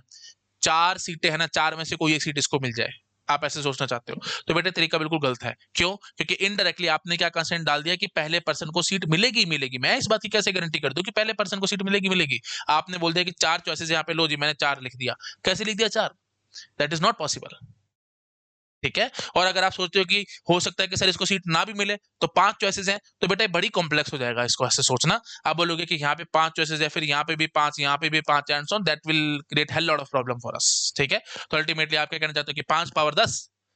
चलो मैं वो भी एक्सप्लेन करता हूँ, अगर आपको डाउट है तो वो भी एक्सप्लेन करता हूँ। चलो पहले पहले तो ये समझो स्टेप बाय स्टेप। देखो, मैं नहीं चाहता आपको किसी भी तरीके का कोई कंफ्यूजन रहे, और मैं आपको हमेशा बताता हूँ बेटा, let me jump to the next slide. मैं आपको हमेशा बताता हूँ 2 तरीके के क्वेश्चन होते हैं, है ना। Of course questions are of 2 type, एक होते हैं डिफिकल्ट क्वेश्चन, एक होते हैं इजी क्वेश्चन। जनरली लोग क्या करते हैं, टीचर्स भी क्या करते हैं और स्टूडेंट्स भी क्या करते हैं, डिफिकल्ट क्वेश्चन पे बहुत ज्यादा टाइम स्पेंड करेंगे, है ना, बहुत ज्यादा, जितना हो सकेगा उतना टाइम स्पेंड करेंगे, और इजी क्वेश्चन को फटाफट से करा के भाग जाएंगे। नाउ ये क्वेश्चन अगर मैं बोलूं, अभी तो शायद आपको सबसे डिफिकल्ट लग रहा होगा, बट जिसको थोड़ी मैथमेटिक्स आती है उसके लिए डेड इजी क्वेश्चन है, इसमें कुछ नहीं था, बिल्कुल इजी सवाल था, है ना। हाँ जी, तो मेरे को इसमें बहुत कम टाइम स्पेंड करना चाहिए और इसको करा के फटाफट, सिंपल भाषा में बोलूं, शुद्ध हिंदी बोल तो पतली गली से खिसक जाना चाहिए। लेकिन मैं पतली गली से खिसकूंगा नहीं, आपको मतलब धोखा नहीं दूंगा। मैं इजी क्वेश्चन पे बहुत ज्यादा टाइम लगाऊंगा। उससे फायदा क्या होगा बेटा, जब हम इजी क्वेश्चन पे टाइम लगाते हैं ना, तो हर एंगल से उस क्वेश्चन को हम क्रैक कर जाएंगे, हर एंगल से। ठीक है, और एक बार अगर हमने हर एंगल से उस क्वेश्चन को क्रैक कर लिया, तो जब हमारे सामने डिफिकल्ट क्वेश्चंस आएंगे, वो हमारे को डिफिकल्ट लगेंगे ही नहीं, वो हमारे को बिल्कुल इजी लगेंगे। देख रहे हो ना, मेरी फिलॉसफी एकदम उल्टी है बाकी टीचर से। तो बाकी टीचर्स डिफिकल्ट क्वेश्चन में टाइम लगाएंगे, इजी को बहुत जल्दी करा के भाग जाएंगे, लेकिन मैं ऐसे नहीं करूंगा। मैं इजी क्वेश्चन पे जितना हो सकेगा उतना टाइम लगाऊंगा, उसके बाद फिर डिफिकल्ट डिफिकल्ट आपको लगेगा ही नहीं, आपको लगेगा कि सब आसान है। ठीक है, आई होप आप समझ पा रहे होगे। तो अब देखो बेटा, मैं इसी सवाल पे टाइम काफी लगा रहा हूँ और ध्यान से आपको समझा रहा हूँ। हाँ जी, तो ये तो बिल्कुल बिल्कुल फर्स्ट क्लास वे था कि 4 सीटें पकड़ ली हमने, बॉक्स मेथड में 4 सीटें पकड़ ली, तो पहली सीट पे बैठने के लिए 10 चॉइसेस हैं, 10 लोग एंटर हुए हैं, तो पहले 10 में से कोई भी बैठ सकता था पहली सीट पे। भाई लड़ाई झगड़ा होगा, 4 सीटें खाली पड़ी है बस में, 10 लोग चढ़े हैं, तो 10 में से कोई भी फटाफट आकर के बैठेगा, ग्रैब करेंगे सीट, भागोगे आप। तो बिल्कुल ये कॉमन सेंस से भी आपको ये समझ में आ रही है, बेटर है 10, फिर 9, फिर 8 और फिर 7। तो 10 into 9 into 8 into 7, why multiplication, क्योंकि काम कंप्लीट नहीं हुआ। पहली जगह पे 10 चॉइसेस थी, 10 में से कोई एक आदमी आकर के यहाँ बैठ गया, 10 चॉइसेस थी, अब एक बैठ गया, अभी काम तो कंप्लीट नहीं हुआ ना, क्योंकि 4 लोगों को बैठना है, फिर दूसरे को बिठाओगे, फिर तीसरे को, फिर चौथे को, एंड सो ऑन, इसलिए यहाँ पे मल्टीप्लीकेशन की सेंस आई है। अच्छा, अब यहाँ पे देखो, अगर आप ये सोचते हो कि 4 सीटें थी, तो अगर आपने बोल दिया कि पहले पर्सन के लिए 4 चॉइसेस है, 4 में से किसी भी सीट पे बैठ जाए, तो इनडायरेक्टली आपने क्या कंस्ट्रेंट डाल दिया कि person 1 must get a seat, must get a seat. क्यों? किसने किसने बोला आपको? किसने बोला कि पहले पर्सन को सीट मिलेगी मिलेगी? क्या पता ना मिले। पर्सन 1 सपोज कर लो कोई बूढ़ा आदमी है, कलयुग है भाई, है ना, सतयुग तो है नहीं, तो बूढ़ा आदमी है, तो उसको कौन पूछेगा? सारे जवान जाकर के पहले फटाफट बैठेंगे सीटों पे, बुढ़े बेचारे की बारी नहीं आएगी तो पर्सन 1 तो फंस गया ना, ठीक है ना, तो उसकी तो बारी नहीं आ सकती है ना। तो लेकिन मैं यहाँ पे तो कह रहा हूँ कि person 1 must get a seat. मैंने इस बात की यहाँ पे क्वेश्चन में गारंटी करी कि पहले पर्सन को सीट मिलनी चाहिए, नहीं करी, तो बिल्कुल गलत है ना। इस तरीके से आप नहीं सोच सकते। अच्छा, दूसरा तरीका अब आपके दिमाग में आएगा कि सर चलो आप अगर ऐसे नहीं मानते तो हम ऐसे कह देते हैं 1 2 3 4 5 6 7 8 9, हाँ जी, तो 10 पर्सन हो गई है, person 1 person 2 up to person 10। तो सर आप ऐसे बोल दो ना, पहले पर्सन के पास 5 चॉइसेस हैं कि 4 में से कोई भी सीट मिले, और 5वीं चॉइस क्या होगी कि एक भी सीट ना मिले। अच्छा, फिर दूसरे पर्सन के पास भी बेटा 5 चॉइसेस हो जाएंगी कि 4 में से कोई एक सीट मिल गई, या हो सकता है एक भी सीट ना मिले उसको, है ना, मतलब 5 चॉइसेस। तो ऐसे सबकी बेटा 5 चॉइसेस हो गई, तो आप बोलोगे कि 5 power 10 is my answer. 5 into 5 into 5, 5 power 10। अब आप कॉमन सेंस से ये सोचो, क्योंकि 5 चॉइसेस थी, सपोज कर लो इसको सीट नहीं मिली, तो मैं इसको ए से रिप्रेजेंट कराता हूँ, एब्सेंट, है ना। हाँ जी, तो पर्सन 2 को एक भी सीट नहीं मिली, तो मैं बोल देता हूँ एब्सेंट। तो ऐसे करके आपने एक ये भी तो कॉम्बिनेशन बना देना, ए 3 4 5 6 7 8 9 और ये 10 बार मैंने ए लिख दिया, तो ये कॉम्बिनेशन भी आपका आ गया बीच में। मतलब क्या हुआ कि एक भी आदमी नहीं बैठा सीटों पे, चारों के चारों सीटें खाली पड़ी रहेगी। ये तो महाबकवास बात हो गई, ऐसा थोड़ी होना है। अगर आप इस तरीके से चलते हो कि सबको 5-5 चॉइसेस दे दे करके भागोगे, तो एक पॉसिबिलिटी उसमें से ये भी है ना कि ये समझ गए ना बेटा, 5-5 चॉइसेस का मतलब समझ में आता है कि आप ऐसे समझ सकते हो पर्सन 1 के पास क्या है, या तो पहली सीट मिली, या दूसरी, या तीसरी, या चौथी, या एब्सेंट, मतलब एक भी सीट नहीं मिली। ऐसे P2 के पास 5 चॉइसेस का मतलब क्या होगा, पहली सीट मिली, दूसरी मिली, तीसरी मिली, चौथी मिली, या एक भी नहीं मिली, एंड सो ऑन, ऐसे है। तो अब यहाँ से मैंने ए पकड़ लिया, यहाँ से ए पकड़ लिया, आंसर सब में से ए पकड़ता हुआ चल पड़ा, तो मतलब 10 बारी मैंने ए लिख दिया, तो मतलब किसी को कोई भी सीट ना मिले, दैट इज ऑल्सो अलाउड। ये तो अलाउड नहीं है ना। मतलब आप ये इस मेथड में ऑफ कोर्स अलाउड है कि सभी के सभी पे एब्सेंट मैंने मार्क कर दिया, इसका मतलब क्या हुआ कि सीट मिली नहीं किसी को, और 4 की 4 सीटें खाली पड़ी रहेगी, दैट इज नॉट अलाउड ना, क्योंकि मेरे को बिठाना है लोगों को बेटा, मैंने बोला है 4 सीटें खाली हैं, 10 लोग एंटर हुए, तो बिठाना है उनको, ऐसे थोड़ी है कि किसी को भी ना बिठाओ। तो ये बिल्कुल गलत तरीका हो गया। आई होप आपको समझ आया होगा मैंने यहाँ पे क्या बोला है, ठीक है। तो अब ये क्योंकि 10 थे तो काफी मुश्किल हो रहा है मेरे को समझाना, है ना।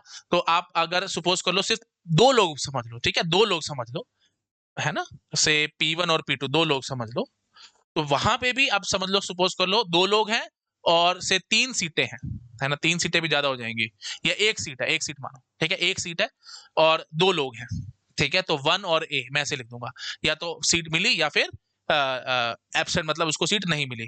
तो यहाँ पे क्या चॉइस होगी बेटा, 1 और ए, यहाँ पे क्या चॉइस होगी 1 और ए, मतलब 2-2 चॉइसेस होगी, तो 2 इंटू 2 टोटल 4 चॉइसेस होगी, ठीक है। तो इसका मतलब आप कैसे लिखोगे, 1-1 और ए।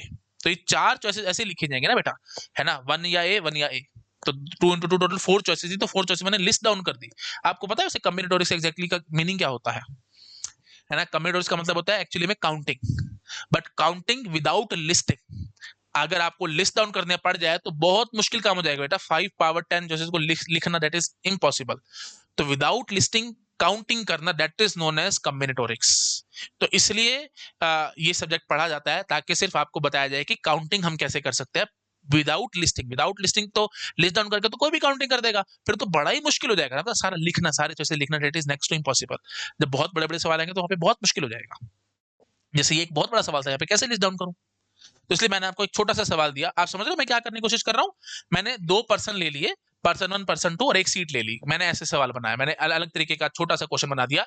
सीट है हमारे पास सिर्फ एक और 2 पर्सन एंटर हुए हैं बस में, पर्सन 1 पर्सन 2। तो अब क्या क्या पॉसिबिलिटी है वो हमारे को बताना है ना, कि मतलब मैं कहना चाहता हूँ कि हर एक को मतलब हमारे को इनको बिठाना है ना कि क्या पॉसिबिलिटी है कि ये लोग बैठ पाएंगे सीट पे। तो ऑफ कोर्स मतलब सीट पे किसी ना किसी को तो बिठाना पड़ेगा ना, ऐसे थोड़ी है कि दोनों में से कोई भी ना बैठे, दैट इज नॉट अलाउड ना, है ना। हाँ जी। तो अब देखो यहाँ पे सबसे बड़ी प्रॉब्लम क्या है, ये ए मतलब आपने एक को भी नहीं बिठाया, और 1-1 मतलब दोनों को बिठा दिया, दोनों को एक ही सीट पे कैसे बिठा दिया, दैट इज नॉट अलाउड ना। ठीक है, तो सिर्फ चॉइस ये बनती थी, या तो पहले वाले को सीट मिल जाए दूसरा खाली रह जाए, या पहले वाला खाली रह जाए दूसरे वाले को सीट मिल जाए, क्योंकि सीट तो एक ही थी। तो ये दो मीनिंगफुल चॉइसेस हैं बेटा, ये दोनों बिल्कुल मीनिंगलेस चॉइसेस हैं। और ये जो मीनिंगलेस चॉइसेस हैं वो सारी आप यहाँ पे कंसिडर करके बैठे, जो कि बिल्कुल गलत हो जाएगा। जैसे ये ए, तो दैट इज नॉट अलाउड ना, सभी एब्सेंट हो गए, दैट इज नॉट अलाउड। या फिर आप ऐसे भी कर सकते हैं 1-1-1-1 3 4 5 6 7 8 9 10 1-1-1 मतलब पहली सीट पे आपने 10 के 10 लोगों को बिठा दिया, ये भी आपने इसमें इंक्लूड कर लेते, जो कि बिल्कुल गलत है। इसलिए बेटा 5/10 इज रॉन्ग आंसर। बात पकड़ में मैंने क्या बोला? आई होप आपको पकड़ में आएगा मैंने क्या बोला है। ठीक है, इस एग्जांपल से आपको अच्छे से समझ में आया होगा। सीट एक है और 2 पर्सन्स हैं, है ना, और हमारे को बिठाना है इनको, कितने कितने वे से ये बैठ सकते हैं, है ना। आप बस में एंटर किए, एक सीट खाली है, 2 पर्सन्स आए हैं, कितने वे से वो बैठ सकते हैं सीट पे। तो ऑफकोर्स 2 ही वे से आप बोलोगे, पहले पर्सन को सीट मिल गई दूसरा खाली रह गया, या दूसरे पर्सन को सीट मिल गई पहला खाली रह गया। ठीक है जी, हाँ जी। तो बस 2 ही चॉइसेस थी। बट अगर आप ये लिख के बैठ गए कि पर्सन 1 के पास 2 चॉइसेस है, पर्सन 2 के पास भी 2 चॉइसेस है, मतलब या तो सीट मिले या खाली रह जाए, सीट मिले खाली रह जाए, तो फिर आप ऐसे सोचोगे तो 2 into 2 टोटल 4 चॉइसेस बन जाएंगी, जो कि बिल्कुल गलत है। चॉइसेस एक्चुअली हमारे पास 2 हैं। ठीक है जी, चलिए अब मैं आपको देता हूं एक गोल्डन रूल, है ना, बहुत प्यारा रूल है, वो ध्यान रखना है बेटा। देखो यहाँ पे हम कहाँ फंस रहे हैं, जो रूट कॉज है, मैं हमेशा बताता हूँ आपको बेटा, रूट को पकड़ा करो, जो मतलब जो सबसे बड़ी प्रॉब्लम है उसको पकड़ो। देखो जड़ क्या है, जड़ जड़ ये है, हमारे को कंफ्यूजन आ रहा है 2 चीजों में। पहला कि 4 पर्सन है ना, और सॉरी 10 पर्सन है और 2 सीटें हैं, है ना, यही है ना, 10 पर्सन है और सॉरी 4 सीटें हैं, है ना, 10 पर्सन 4 सीटें। अच्छा, तो कैसे करें हम, है ना, यही सबसे बड़ी कंफ्यूजन आ रही है कि ये 4 सीट बना करके काम करें या 10 पर्सन बना करके काम करें, 4 5 6 7 8 9, हाँ जी। तो 10 पर्सन बना करके करें या 4 सीटें बना करके करें। ध्यान रखना बेटा, सिंपल गोल्डन रूल क्या कहता है, जो कम है ना उसके हिसाब से सोचो। सीटें कम है ना, पर्सन ज्यादा है, तो इसका मतलब आपको सीटों के नजरिए से सोचना चाहिए। मतलब ऐसे बोलो, पहली सीट किस बंदे को मिली, फिर बोलो दूसरी सीट किस बंदे को मिली, ऐसे सोचो। तो ये 4 सीटों वाला मेथड सबसे बेस्ट था, है ना। पर्सन वाले से मत सोचना, पर्सन वाला तरीका बिल्कुल गलत हो जाएगा, है ना, पर्सन के तरीके से मत सोचना, क्योंकि पर्सन के तरीके से सोचने की कोशिश करोगे तो आप ऐसे बोलने की कोशिश करोगे कि पहला पर्सन किस सीट पे बैठा, मैं कैसे बोल दूं पहले पर्सन को सीट मिलेगी मिलेगी, जो कि बिल्कुल गलत बात है। आई होप आपको पकड़ में आया होगा। ठीक है, तो याद रखना आपको जो भी कम होगा उसके तरीके से सोचना है। तो यहाँ पे बेटा ध्यान रखना है आपको, सीट कम है और पर्सन ज्यादा हैं, तो ऐसे सोचो सीट 1 पे कौन बैठा, सीट 2 पे कौन बैठा, एंड सो ऑन। तो 4 सीटें बनाओ बॉक्स मेथड में और बोलो पहली सीट पे 10 चॉइसेस हैं, दूसरी पे 9 है, तीसरी पे 8 है, चौथी पे 7 है, तो 10 into 9 into 8 into 7 that is our answer, that's it, काम खत्म। बस ज्यादा और इसको खींचने की जरूरत नहीं है, और टाइम वेस्ट होगा मैं इसमें ज्यादा घुसूंगा तो। आई होप आपको क्लैरिटी आ गई होगी। तो जो कम होगा बेटा उसके तरीके से सोचना होता है। तो आई होप आपको एकदम क्रिस्टल क्लियर हुआ होगा, और उल्टा सोचते हो तो कितनी मुसीबत में फंसते हो, मैंने सारा आपको प्रॉपर एक्सप्लेन किया है, आपको अच्छे से आ गया होगा। चलो बेटा आ जाओ आगे। ठीक है, अब देखो, अब एक और बढ़िया बात देखो, जो अभी मैंने आपको क्वेश्चन कराया है, मैं उसी क्वेश्चन को एक और तरीके से आपको सोचने का तरीका बताता हूं। तो सबसे ज्यादा कंफ्यूजन स्टूडेंट्स को क्या रहती है ना, सबसे ज्यादा कंफ्यूजन रहती है कि जब भी क्वेश्चन आएगा कि सर परम्यूटेशन लगेगा या कॉम्बिनेशन लगेगा, हमारे को समझ ही नहीं आता, हम बहुत कंफ्यूज रहते हैं। तो इसका सबसे बेस्ट इलाज है बेटा, आप हर चीज को ना कॉम्बिनेशन की भाषा में सोचने की कोशिश करो, परमुटेशन की भाषा में मत सोचा करो। आप जैसे मैंने बोला था कि 10 person enter into the bus, 4 seats are woken, कितने वे से वो बैठ सकते हैं, ये सवाल था। तो आप इसको कॉम्बिनेशन के तरीके से सोचने की कोशिश करो। एक और तरीके से दिखा, देखो एक तो बॉक्स मेथड मैंने आपको दिखा दिया, बॉक्स मेथड के अकॉर्डिंग बेटा हमारा आंसर क्या निकला है, ये हमने देख लिया है, 10 into 9 into 8 into 7, है ना, ये हमने अभी पीछे भी देखा था, सारा हमने अच्छे से समझ लिया है है ना, ये आई थिंक आपको क्लियर हो रहा होगा, है ना, ये हमने अभी देखा था। अच्छा, तो इसी क्वेश्चन को सॉल्व करने का एक और तरीका है, बस मैं वो आपको दिखाना चाहता हूँ, और उसके लिए मैंने आपको मेथड को बताने से पहले एक छोटी सी टिप दे रहा हूँ कि हर चीज को कॉम्बिनेशन की भाषा में सोचा करो, परमुटेशन की भाषा में मत सोचा करो। हाँ जी, तो क्या तरीका होता है बेटा, 10 पर्सन बस में घुसे हैं, तो और 4 सीटें खाली हैं, तो पहले 10 में से ऑफ कोर्स सीटों पे कितने लोग बैठेंगे, 4 लोग बैठेंगे, 10 तो बैठ नहीं सकते, एक के ऊपर थोड़ी चढ़ के बैठेंगे, 4 ही बैठेंगे ना। तो पहले 10 में से 4 पर्सन को चूज करो, है ना, तो 10 में से 4 पर्सन को चूज करो, उसका वे आउट क्या होगा, 10c4। ये तो आई थिंक सबको पता है ना। 10c4 वे से मैंने 10 में से 4 लोगों को पकड़ लिया। अब पकड़ने के बाद उनको सीटों पे अरेंज करो। तो अब ऐसे बोल सकते हो आप, ये देखो बेटा, ऐसे बोलो, 4 सीटें हैं मेरे पास और 4 ही लोग मैंने पकड़ लिए हैं, एक, ये दूसरा, ये तीसरा और ये चौथा। ठीक है, और ये 4 लोग कैसे पकड़ा, 10 में से मैं 4 पकड़ के लाया हूं, 10c4 से मैंने ये चारों को पकड़ लिया। अब आपकी इच्छा है कि आप कैसे भी चल सकते हो, कि या तो ऐसे बोल दो आप, क्योंकि देखो दोनों चीजें बराबर है, मैंने क्या समझाया था आपको, बॉक्स मेथड में क्या है, जो कम होगा उसके हिसाब से सोचना है। अब तो दोनों ही बराबर है, सीटें भी बराबर है, पर्सन भी बराबर है, तो आप ऐसे भी सोच सकते थे कि पहले पर्सन के लिए 4 चॉइसेस है, या बोल दो पहली सीट के लिए 4 चॉइसेस है, बात तो बराबर है, क्योंकि अब दोनों बराबर है, तो कैसे भी सोचो, चाहे पर्सन के तरीके से सोचो चाहे सीट के तरीके से सोचो। तो आप ये सोच सकते थे कि पहली सीट पे 4 पर्सन बैठ सकते हैं, या पहला पर्सन 4 सीटों में से किसी में भी जाके बैठ सकता है, मतलब 4 चॉइसेस। सिंपल भाषा में मोटी मोटी बात बोलूंगा तो 4 चॉइसेस, है ना। तो मतलब चलो मैं सीटों के तरीके से सोचता हूँ, पहली सीट पे 4 चॉइसेस हैं, 4 में से कोई भी बैठ जाएगा। दूसरी सीट पे 3 चॉइसेस आएंगी, क्योंकि ऑफकोर्स एक बंदा बैठ चुका, तो 3 चॉइसेस, 3 बच रहे थे, फिर 2 और फिर 1, 4 into 3 into 2 into 1, that is nothing but 4 factorial. तो 10c4 into 4 factorial, this is my final answer. I hope आपको समझ में आएगा, मैंने सीटों के तरीके से सोचा है, मतलब पहली सीट पे कौन आकर के बैठा, नहीं तो आप पर्सन से भी सोच सकते थे, पहला पर्सन कहाँ पे जाकर के बैठा, फिर दूसरा पर्सन कहाँ पे जाकर के बैठा, एंड सो ऑन। तो अगर आप पर्सन के तरीके से सोच रहे थे तो boxes will represent the persons, ठीक है। और अगर आप सीटों के तरीके से सोच रहे हो तो तो boxes will represent the seats. तो ये ऐसे बोलूंगा मैं, this is seat number 1, this is seat number 2, this is seat number 3, this is seat number 4, क्योंकि मैंने सीटों के तरीके से सोचा है। पर्सन के तरीके से सोचा होता तो मैं बॉक्स मेथड में क्या बोलता, ये पहला पर्सन, ये दूसरा पर्सन, ये तीसरा पर्सन और ये चौथा पर्सन। अब पहले पर्सन के पास 4 चॉइसेस है, किसी भी सीट पे जाकर के बैठ सकता है, तो यहाँ पे ये 4 क्या बता रहा है, 4 सीट्स, और यहाँ पे ये 4 क्या बता रहा है, 4 पर्सन्स। सब बातें अच्छे से क्लियर रखना बेटा, एक एक बात क्लियर रखोगे ना तो कभी दिक्कत में नहीं आओगे। मैं आपको हमेशा बताता हूँ, क्वेश्चन ये बड़ा आसान है, इसमें कुछ भी नहीं था।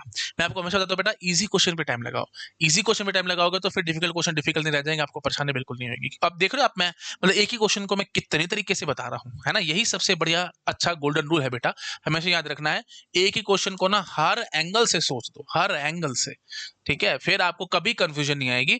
और प्रॉपर लेबलिंग के साथ लिखो कहाँ पे क्या क्या चीजें आ रही है ना। हाँ जी, अच्छा, पर्सन 2 के पास अब 3 चॉइसेस हैं, किसी भी सीट पे जाकर के वो बैठ सकता है, क्योंकि एक सीट पे तो पर्सन 1 बैठ चुका है, तो ये 3 सीट्स, ये 2 सीट्स और ये 1 सीट, तो अल्टीमेटली 4 into 3 into 2 into 1, और यहाँ पे 4 into 3 into 2 into 1, ये पर्सन के तरीके से था। आई होप आप समझ पा रहे हो, बार बार बोल के मैं टाइम वेस्ट नहीं करना चाहता, ठीक है। तो सीटों के तरीके से सोच रहे हो तो सीटें बॉक्स मेथड में सीट्स रिप्रेजेंट करवाना, पर्सन के तरीके से सोच रहे हो तो बॉक्स मेथड में बॉक्सेस पर्सन को रिप्रेजेंट करवाएंगे, एंड सो ऑन, है ना। आई होप आप समझ पा रहे होगे, ठीक है जी। तो अल्टीमेटली हमने क्या किया, अब क्योंकि दोनों चीजें बराबर थी तो कैसे भी सोच लो आंसर सेम आना है, दैट इज फॉर श्योर। और मैंने क्या बताया था, कम वाले से सोचना है। चलो, तो हमने क्या किया, पहले 10 में से 4 पर्सन पकड़ लिए, 10c4 पर्सन पकड़ लिए, पर्सन पकड़ने के बाद उनको 4 फैक्टोरियल वे से अरेंज कर दिया, ठीक है। तो दैट इज दिस, तो इसका मतलब फर्स्ट चूज, पहले आपने चूज किया है और फिर ये 4 फैक्टोरियल वे से आपने क्या किया बेटा, इनको अरेंज किया है, that is the best way, ठीक है। इस तरीके से भी आप सोच सकते थे, ठीक है। चलिए, तो ये क्यों दिखा रहा हूं मैं आपको, क्योंकि बेटा क्वेश्चन ये आएंगे ना, पेपर में सवाल आएंगे, एमएसक्यू। अब यही सवाल आपका एमएसक्यू में आ सकता था, 10% into the bus, 4 seats are vacant, how many ways. तो पहला वे आपको ये दे देंगे 10 into 9 into 8 into 7, दूसरा वे ये दे देंगे 10c4 into 4 फैक्टोरियल। अच्छा, तीसरा वे और दे सकते हैं क्या, 10p4, और डी ऑप्शन क्या हो जाएगा, नन। ये तो है ही है, 10p4 भी आंसर आएगा, क्यों, क्योंकि आपको पता है बेटा, मैंने अभी आपको समझाया था थोड़ी देर पहले, NCR into R factorial, that is nothing but NPR. Sense तो वही निकल के आ रही है, अरेंजमेंट की सेंस आ रही है ना। 10% एंटर करें बस में और 4 सीटें खाली हैं, ऑफ कोर्स रिपीटेशन वहां पे कोई होने नहीं वाली, पर्सन एक पर्सन को 2 सीटों पे नहीं बिठा सकते, है ना, और एक सीट पे 2 पर्सन भी नहीं बैठ सकते, रिपीटेशन का तो कोई सीन ही नहीं है, उस सबको तो बिल्कुल ही हटा दो। तो अल्टीमेटली हम क्या कहेंगे, 10% enter into the bus, 4 seats are vacant, how many ways, तो विदाउट रिपीटेशन काम करना है। और ऑफ कोर्स अरेंजमेंट की सेंस आ रही है, तो परमुटेशन का सवाल था, 10p4 डायरेक्ट आंसर था, without doing any kind of मतलब परेशानी, आप सीधा बोल सकते थे 10p4 इज द आंसर। तो हमने यहाँ पे सी ऑप्शन भी यही दिया, और मैथमेटिकल भी मैंने आपको बता दिया, NCR into R factorial is NPR. तो तीनों ऑप्शन पे बेटा टिक लगना था। ऑफ कोर्स ये एक्सपेंशन है, 10p4 की एक्सपेंशन यही होती है, ठीक है, और 10c4 इंटू 4 फैक्टोरियल आप इसको एक्सपेंड करके भी देख सकते थे। तो ऑप्शन तीनों के तीनों ठीक थे, एमएसक्यू के हिसाब से मैंने आपको बता दिया। आई होप आपको क्लियर हुआ होगा मैंने यहाँ पे क्या कहने की कोशिश करी है बेटा। ठीक है, तो बहुत ज्यादा ध्यान रखना है आपको इन सब चीजों का, है ना। बेसिक बेसिक बातें हैं, बट अच्छे से हर एक क्वेश्चन को हर एक एंगल से कर लोगे ना एक बारी, तो सब पकड़ में आ जाएगा। ठीक है, अच्छा इसका क्या यूज है, अभी मैं आपको और क्वेश्चंस दिखाऊंगा, वहां आपको मजा आ जाएगा बेटा। अभी मैं इसका यूज दिखाने वाला आपको कि ये मेथड हम क्यों यूज करेंगे। तारे बना लो, इसमें बहुत प्यारा मेथड है, लाल रंग से तारे बनाना मतलब समझ लो बहुत इंपॉर्टेंट है। तो पहले चूज करो और फिर रेंज करो, पहले चूज करो और फिर रेंज करो। अब मल्टीप्लिकेशन की सेंस क्यों है ये भी आप समझ पा रहे होगे। चूज कर ले तो काम खत्म थोड़ी हुआ है, अभी आपको उनको अरेंज भी तो करना ना, इसलिए मैंने यहाँ पे मल्टीप्लिकेशन की सेंस दी है। ठीक है, आई होप आप समझ पा रहे होगे। चलो आ जाओ आगे। हाँ जी, आप देखो बेटा, one person A who is old must get a seat, मतलब ए एक ऐसा पर्सन है जो कि थोड़ा सा बूढ़ा आदमी है, उसको सीट मिलनी ही चाहिए।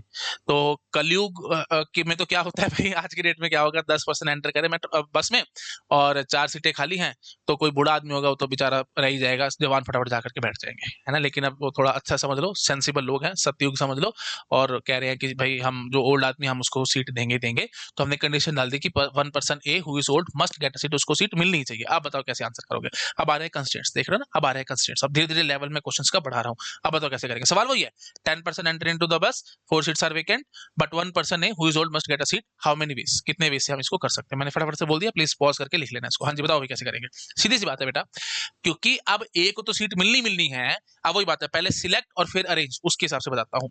ए को तो सीट मिलनी मिलनी है, तो अब लोग कितने बच गए टोटल, 10 में से एक तो उड़ गया, 9 बच गए। तो 9 में से आपको अब कितने लोग चूज करना, सिर्फ 3, क्योंकि एक तो ऑलरेडी सिलेक्टेड है ए, है ना। तो 9C3, 3 बंदे पकड़ लेना। अब मजे की बात, अब ध्यान से सुनना बेटा, 3 आपने पकड़ लिए और ए ऑलरेडी आपके पास सिलेक्टेड है, तो 4 पर्सन और 4 सीटें, उनको अरेंज करने के तरीके कितने, 4 फैक्टोरियल मैंने अभी आपको समझाया था, 4 पर्सन 4 सीट्स, तो multiplied by 4 factorial, this is my answer. बढ़िया सवाल था, समझ में आया क्या किया, तारे बनाओ, बहुत प्यारा सवाल है। अभी और मेथड से भी समझाता हूँ। अभी तो एक सिंपल मेथड दिखाया मैंने आपको, जो अभी मेथड बताया उससे से आपको लग रहा होगा ना कि सर ये फालतू का मेथड आपने क्यों बताया, पहले चूज करो फिर अरेंज करो एंड सो ऑन। तो ये इसी का ही ये आपका प्रूफ है इनडायरेक्टली कि हमने इसलिए लगाया है ना, क्योंकि ये क्वेश्चन बड़े आराम से सॉल्व होगा। मैं क्या कहूंगा, 9 में से कोई भी 3% पकड़ लेना, क्योंकि 10 थे टोटल, ए को तो आप उड़ा ही दो, क्योंकि ए को तो सीट मिलनी मिलनी है। तो टोटल 9 में से कितने लोग पकड़ने पड़ेंगे, 3, 9C3। ठीक है, 9 में से 3% चूज कर लिए। अब अरेंज तो 4 को करना ना बेटा, क्योंकि 4 सीटें और 4 लोग है, ए बीच में है ना। तो इसलिए 9C3 into 4 factorial is my answer. I hope आप पकड़ गए होंगे। हाँ जी, ठीक है जी। अब दूसरा तरीका क्या था, बॉक्स मेथड, है ना। ऑफ कोर्स बॉक्स मेथड से दिखाता हूँ। बॉक्स मेथड से क्या करेंगे, देखो वही बात है, 10% है, 10% है और 4 सीटें हैं, तो कम कौन है, सीटें हैं, तो सीटों के तरीके से सोचना है बेटा, है ना। पर्सन के तरीके से मत सोचना, सीटों के तरीके से सोचना। अब क्या बात उठेगी, क्योंकि मैंने अब कंस्ट्रेंट फुलफिल करवाओ। कंस्ट्रेंट क्या है कि ए को सीट मिलनी ही चाहिए, अगर ए को सीट मिलनी चाहिए तो ए को कौन सी सीट मिलेगी, 4 तरीके हैं। ए को या तो ये सीट मिल सकती है, या ये या ये, 4 में से कोई भी सीट मिल सकती है। तो एक बार उनको बाइफरकेट करके लिख लो, तब आपको अच्छे से समझ में आ जाएगा मैं यहाँ पे क्या कर रहा हूँ। बताओ भी बेटा कैसे करेंगे। देखो मैं ऐसे करता हूँ, या तो ए को पहले सीट मिल जाए, ठीक है। Let me jump to the next slide, ठीक है, यहाँ दिखाता हूँ मैं आपको। देखो 1 2 3, हाँ जी। तो मैंने यहाँ पे 1 लिख दिया। 1 लिखने का मतलब मैं, आप ये ध्यान रखना बेटा, अंदर मैं नंबर्स लिखता हूँ, मतलब अंदर मैं चॉइसेस लिखूंगा, कितनी चॉइसेस है बॉक्स मेथड में, और ऊपर लिखूंगा क्या क्या हो सकती है वो, है ना। तो ए ही था ना, मैं ऐसे बोलूंगा कि ए को पहली सीट मिलेगी, तो मतलब ए की चॉइस बची, पहली सीट के पास सिर्फ एक ही चॉइस बची। सीटों के तरीके से सोचना है बेटा, प्लीज ध्यान रखना। हाँ जी, या फिर ए यहाँ पे चढ़ के बैठ जाए, तो फिर यहाँ पे एक चॉइस बचेगी। तीसरा क्या बना था, ए यहाँ पे बैठ जाए, तो मतलब यहाँ पे एक चॉइस हो जाएगी। या फिर ए आखिरी वाली सीट पे जाकर के बैठ जाए, मतलब ए के लिए ये, मतलब यहाँ पे वही एक चॉइस हो जाएगी। अब आप जरा मुझे कॉमन सेंस से बताओ, ए को एक सीट मिल चुकी है, तो अब ए तोड़ गया, तब टोटल 9 लोग बचे हैं, तो इस सीट पे कितने चॉइसेस हैं, 9 लोग बैठ सकते हैं। अच्छा, अगली सीट पे ऑफकोर्स कितनी चॉइसेस बचेंगी, क्योंकि 2 लोग उठ चुके हैं, तो 8 और फिर यहाँ पे 7, बिल्कुल ऑब्वियस है, इसमें कुछ है ही नहीं। अच्छा, यहाँ पे वही बात उठेगी बेटा, ए तो जा चुका है, तो 9 8 7, फिर यहाँ पे वही चीज 9 8 7, और फिर वही चीज 9 8 7। तो ऑफ कोर्स आप समझ पा रहे हो, यहाँ पे ये काम, ये होते ही हमारा काम खत्म है ना। तो इसका मतलब किसकी सेंस आएगी, प्लस की सेंस आएगी, इन सबको हमारे को ऐड करना पड़ेगा। तो 9 इंटू 8 इंटू 7, वही बात है, अल्टीमेटली 4 बार ऐड हो गया, तो क्या आ गया, ये वही चीज होगी, 9 into 8 into 7 into 4, this is my final answer. ठीक है। अच्छा, अब जो मैंने आंसर निकाला था उसको जरा एक्सपेंड करके देखते तो पता लगेगा क्या आंसर आता है। ठीक है, तो यहां से देखो बेटा, 9C3 को कैसे एक्सपेंड करोगे, 9 इंटू 8 इंटू 7, ठीक है जी, डिवाइडेड बाय 3 फैक्टोरियल, या 6 फैक्टोरियल इंटू 3 फैक्टोरियल, है ना, 6 फैक्टोरियल इंटू, या चलो पूरा करूं, बेबी स्टेप्स के साथ करूंगा, वैसे टाइम वेस्ट है और कुछ नहीं है ये। चलो मैं आपको एक बार समझा देता हूँ, है ना, एक बढ़िया बात है वो भी मैं आपको समझा देता हूँ। देखो 9c3 को एक्सपेंड करने का सबसे आसान तरीका क्या होगा, आप ऐसे लिखोगे 9 इंटू 8 इंटू 7 अपॉन 3 फैक्टोरियल, ये शॉर्टकट है, ठीक है। जैसे मैंने आपको समझाया था 9p3 है, अगर उसको कैसे एक्सपेंड करोगे 9 इंटू 8 इंटू 7, काम खत्म हो जाएगा, है ना। और 9c3 को कैसे एक्सपेंड करना, 9 इंटू 8 इंटू 7, नीचे 3 है ना, तो 3 फैक्टोरियल से डिवाइड कर दो बस, ठीक है। क्योंकि आप ये तो जानते ही हो ना कि NPR that is equal to NCR into R factorial. तो NCR क्या हो जाएगा बेटा, NCR क्या हो जाएगा, NPR divided by R factorial. तो NPR की एक्सपेंशन हमारे को आती है, वो करने के बाद R फैक्टोरियल से डिवाइड मार देना, उससे हमारा NCR आ जाएगा। तो 9c3 था तो 9p3 की एक्सपेंशन आती है, 9 को 3 बार एक्सपेंड करो, 9 इंटू 8 इंटू 7 और डिवाइडेड बाय 3 फैक्टोरियल करके आंसर निकाल देना, सो सिंपल। तो 9c3 ये एक्सपेंशन आएगी, ठीक है। नहीं तो आप बिल्कुल कॉमन सेंस से पूरा करके भी देख सकते थे, इसमें क्या है, 9c3 कैसे एक्सपेंड करोगे, 9 factorial upon 9 minus 3 factorial that is 6 factorial into 3 factorial. तो 9 फैक्टोरियल अपॉन 6 फैक्टोरियल कितना आंसर निकलेगा, 9 इंटू 8 इंटू 7। ऑफ कोर्स ये तो बेसिक सी बात है, आप समझ गए होगे, अल्टीमेटली हमारे पास ये आंसर आएगा। हाँ जी, इनटू किस क्या कर रहे हैं हम लोग, 4 फैक्टोरियल कर रहे हैं, कर दो 4 फैक्टोरियल। हाँ जी, तो क्या आंसर निकलेगा, ये 9 into 8 into 7 divided by 3 factorial into 4 factorial. तो ये कैंसल्ड आउट हो जाएगा, यहाँ पे 4 ही बच जाएगा ना, क्योंकि 4 फैक्टोरियल क्या होता है, 4 इंटू 3 फैक्टोरियल, 3 फैक्टोरियल उड़ जाएगा। तो 9 इंटू 8 इंटू 7 इंटू 4 आंसर आ रहा है, यही आंसर देखो बेटा, अभी मैंने अभी आपको यहाँ पे निकाल करके भी दिखाया बॉक्स मेथड से भी, ठीक है। आई होप आपको समझ में आया होगा। तो जोन सा मेथड आपको अच्छा लग रहा है आप वो समझ रहे हो, वही बात है, कंस्ट्रेंट डाला तो थोड़ा सा क्वेश्चन डिफिकल्ट तो हुआ, मैं मानता हूँ, एकदम आसानी से तो आपसे सॉल्व होना नहीं था, थोड़ा सा ट्विस्ट था, अब पकड़ गए मैंने क्या किया है। तो एक तरीका तो क्या है, पहले चूज कर लो, क्योंकि एक पर्सन एक को तो सीट मिलनी है, तो बचे कितने, 9% बचे, तो 9 में से 3 लोग पकड़ लेना, और फिर अरेंज ऑफ कोर्स 4 को करना पड़ेगा, क्योंकि ए बीच में इंक्लूडेड था, इसलिए हमने 4 लोगों को अरेंज किया है, ठीक है, क्योंकि ए इज ऑलरेडी इंक्लूडेड। दूसरा तरीका क्या था, बॉक्स मेथड से ए को आपको सीट देनी है, 4 में से कोई भी सीट दे सकते थे, फिर बाकी कितने बच रहे, 9 इंटू 8 इंटू 7, और 9 वेज 8 वेज और 7 वेज, तो वही अल्टीमेटली आंसर आ गया। आई होप आप पकड़ गए होगे, चलो शाबाश, नोट डाउन कर लो, ये हो गया, ये हो गया, ठीक है। अब आगे आ जाओ, हाँ जी, नेक्स्ट देखते हैं। हाँ जी, 2 persons A and B should always get a seat. 2 person, अब मैंने बोल दिया कि ये 2 है, ए और बी, उनको सीट मिलनी चाहिए, क्योंकि वो ओल्ड पर्सन है, इसलिए बात वही है। तो अब टोटल बेटा 10 लोग थे, वही सवाल हो गया, 10 person enter into the bus, 4 seats are vacant, how many ways they can sit. तो 2 पर्सन है जिनको सीट मिलनी चाहिए, दोनों पर्सन में मान लेता हूँ थोड़े से बूढ़े लोग हैं, उनको मिलनी चाहिए। तो अल्टीमेटली क्या वो चूज वाला वे होता, तो क्या कहते हैं, 8 लोग बचे ना, 8 लोग बचे हमारे पास, 8 में से अब कितने चूज करने हैं, सिर्फ 2, क्योंकि 2 तो आपके पास है, ए और बी, 2 चूज करने हैं। और कितने अब बचे, कितने अरेंज करने हैं, ऑफ कोर्स 4, 2 यहां से पकड़ोगे और ए और बी तो आपको लेने हैं, तो इनटू 4 फैक्टोरियल करके आंसर निकाल देना, वेरी वेरी इजी। आई होप आप खुद से भी गेस करेंगे होगे, इसमें ज्यादा कोई खास टेक्निकलिटी है नहीं, 8c2 into 4 factorial is my answer. अच्छा, दूसरा तरीका क्या होता है, बॉक्स मेथड, वो थोड़ा सा मुश्किल हो जाएगा। बॉक्स मेथड के लिए बेटा देखो 4 है ना, है ना, तो वो थोड़ा सा मुश्किल हो जाएगा, क्योंकि ए और बी को बिठाना है।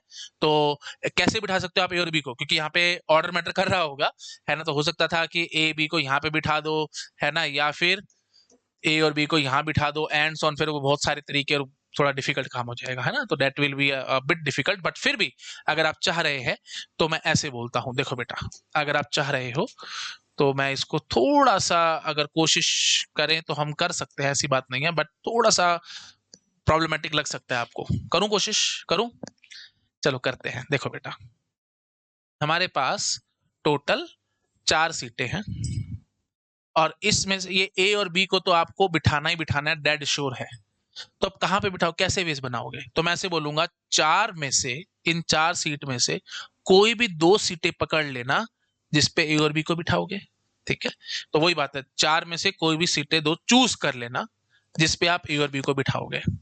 अब ऑफ कोर्स ए बी और बी ये डिफरेंट होगा ना, ए बी इधर या बी इधर, ऐसे ये ए बी ऐसे लिखना ए बी, या फिर बी ए लिखना, डिफरेंट है ना, मतलब अरेंजमेंट्स है ना, तो इसका मतलब उसको अरेंज भी करना पड़ेगा, अरेंज करना पड़ेगा, तो इनटू 2 फैक्टोरियल मेरे को बोलना पड़ेगा, ठीक है ना, क्योंकि 2 फैक्टोरियल वैसे वो अरेंज होंगे। तो अल्टीमेटली ये वही बन के आएगा बेटा 4p2, है ना, 4 इंटू 2 फैक्टोरियल इज 4p2, और वो बात है वो आपको पता है, तो 4 into 3, that means total 12 ways बनेंगे ए और बी को करने के, ठीक है। अब आपके पास बची हैं सिर्फ 2 सीटें, और 2 सीटें बची हैं, तो वही बात है, पहली सीट पे 9 चॉइसेस, दूसरी सीट पे, सॉरी, पहली सीट पे 8 चॉइसेस, क्योंकि ए और बी तो ऑलरेडी ले चुके हो, 8 और फिर अगली पे 7, तो 8 इंटू 7, तो मतलब 12 इंटू 8 इंटू 7 ये आंसर आएगा। समझ पाए कि नहीं? अब ऑफ कोर्स आप सोचो कि 12 तरीके लिखूं, वो थोड़ा ऑफ कोर्स मैं वो काम करना ही नहीं चाहता बेटा, है ना, तो वो तो बहुत मुश्किल हो जाएगा। तो मैंने ये देखो, जैसे मैंने पीछे तो आपको लिख करके दिखा देते, क्योंकि 4 ही वेज थे, एक को आप कहीं पे भी रख सकते, इधर इधर इधर इधर, तो मैंने आपको दिखा दिया था। बट अभी फिलहाल ये मुश्किल हो जाएगा, 12 को मतलब लिस्ट डाउन करके लिखना और वो सब बताना बहुत मुश्किल काम हो जाएगा। ठीक है, आई होप आप समझ पा रहे हो। वैसे भी आपको थोड़ा सा बेसिक बात पता होनी चाहिए, कॉम्बिनेटोरियस का मतलब ही क्या है। कॉम्बिनेटोरियस का मतलब है कि हम चीजों को काउंटिंग कर रहे हैं, है ना, काउंटिंग कर रहे हैं वेज, किसी भी काम को करने के वेज को हम काउंट कर रहे हैं, बट उनको लिस्ट डाउन किए बिना, क्योंकि लिस्ट डाउन कर दिया फिर तो मैनुअली लिख लोगे 1 2 3 4 ऐसे करके काउंट कर लोगे, बट मैनुअली करना बहुत मुश्किल हो जाता है कई बारी। तो हम मैथमेटिकल फॉर्मूलेस की हेल्प से उनको नंबर ऑफ वेज निकालने की कोशिश करते हैं। That is the basic meaning of combinatorics, मतलब counting the number of ways to do any task without listing, that is known as combinatorics. और यही हम एग्जैक्टली यहाँ पे कर रहे हैं। अब 12 लिखने बैठ गए तो मेरी जान निकल जाएगी, मैं क्यों लिखूं 12 वेज, है ना, मतलब सारे लिस्ट डाउन कर दो, ए बी इधर, फिर ए बी इधर, फिर बी ए इधर, एंड सोना से करके सारे 12 वेज लिखो। अगर आप चाहते हो लिखना तो आप लिख लो, आपके लिए होमवर्क आप करके देख लेना अपने आप। ठीक है, हाँ जी।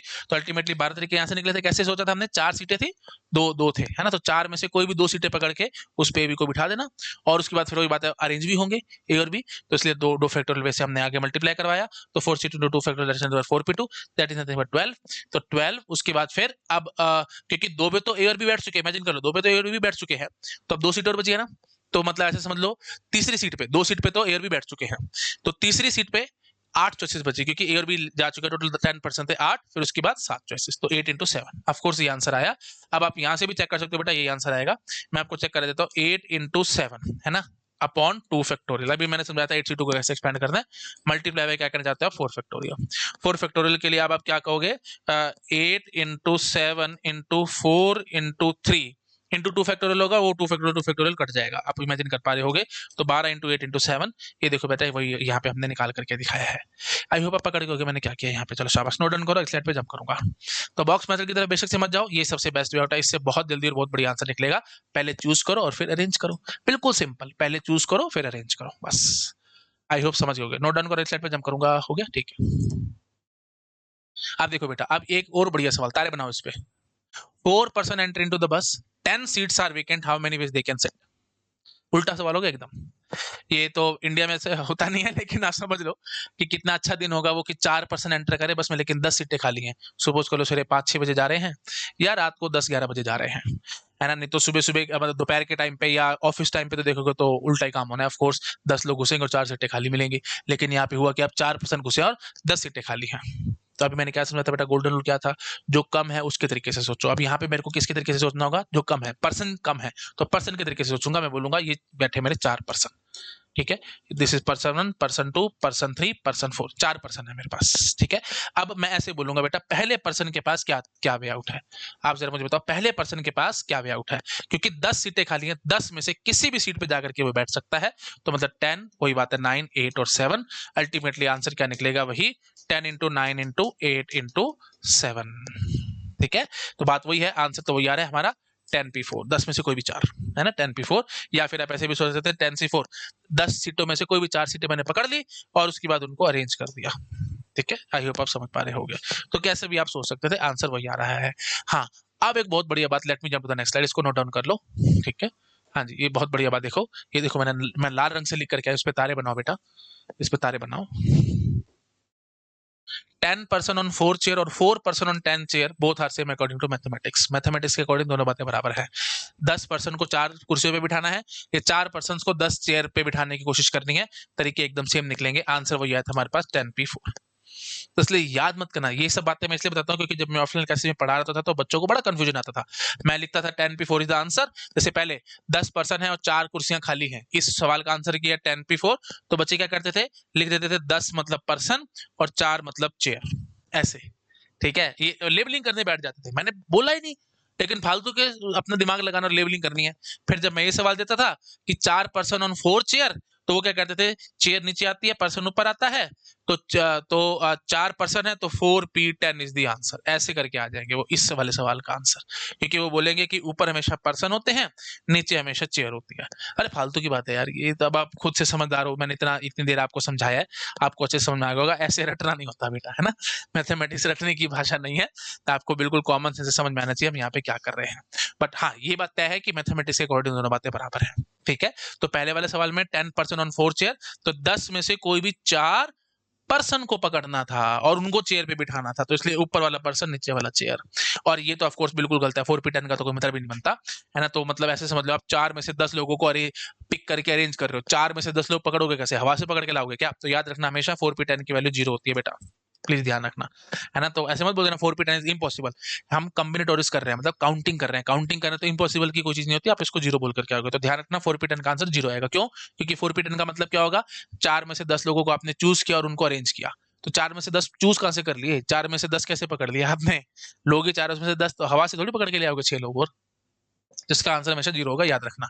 हाँ जी, तो हमारा बेसिक आंसर तो ये आया था, 4 पर्सन और 10 चेयर, तो 10p4 was the same answer, है ना। तो यहाँ पे बेटा वही चीज थी, मैंने 10 कुर्सियों में से 4 कुर्सियां पकड़ी थी, तो ये चेयर की भाषा चल रही थी यहाँ पे, 10 चेयर, ठीक है।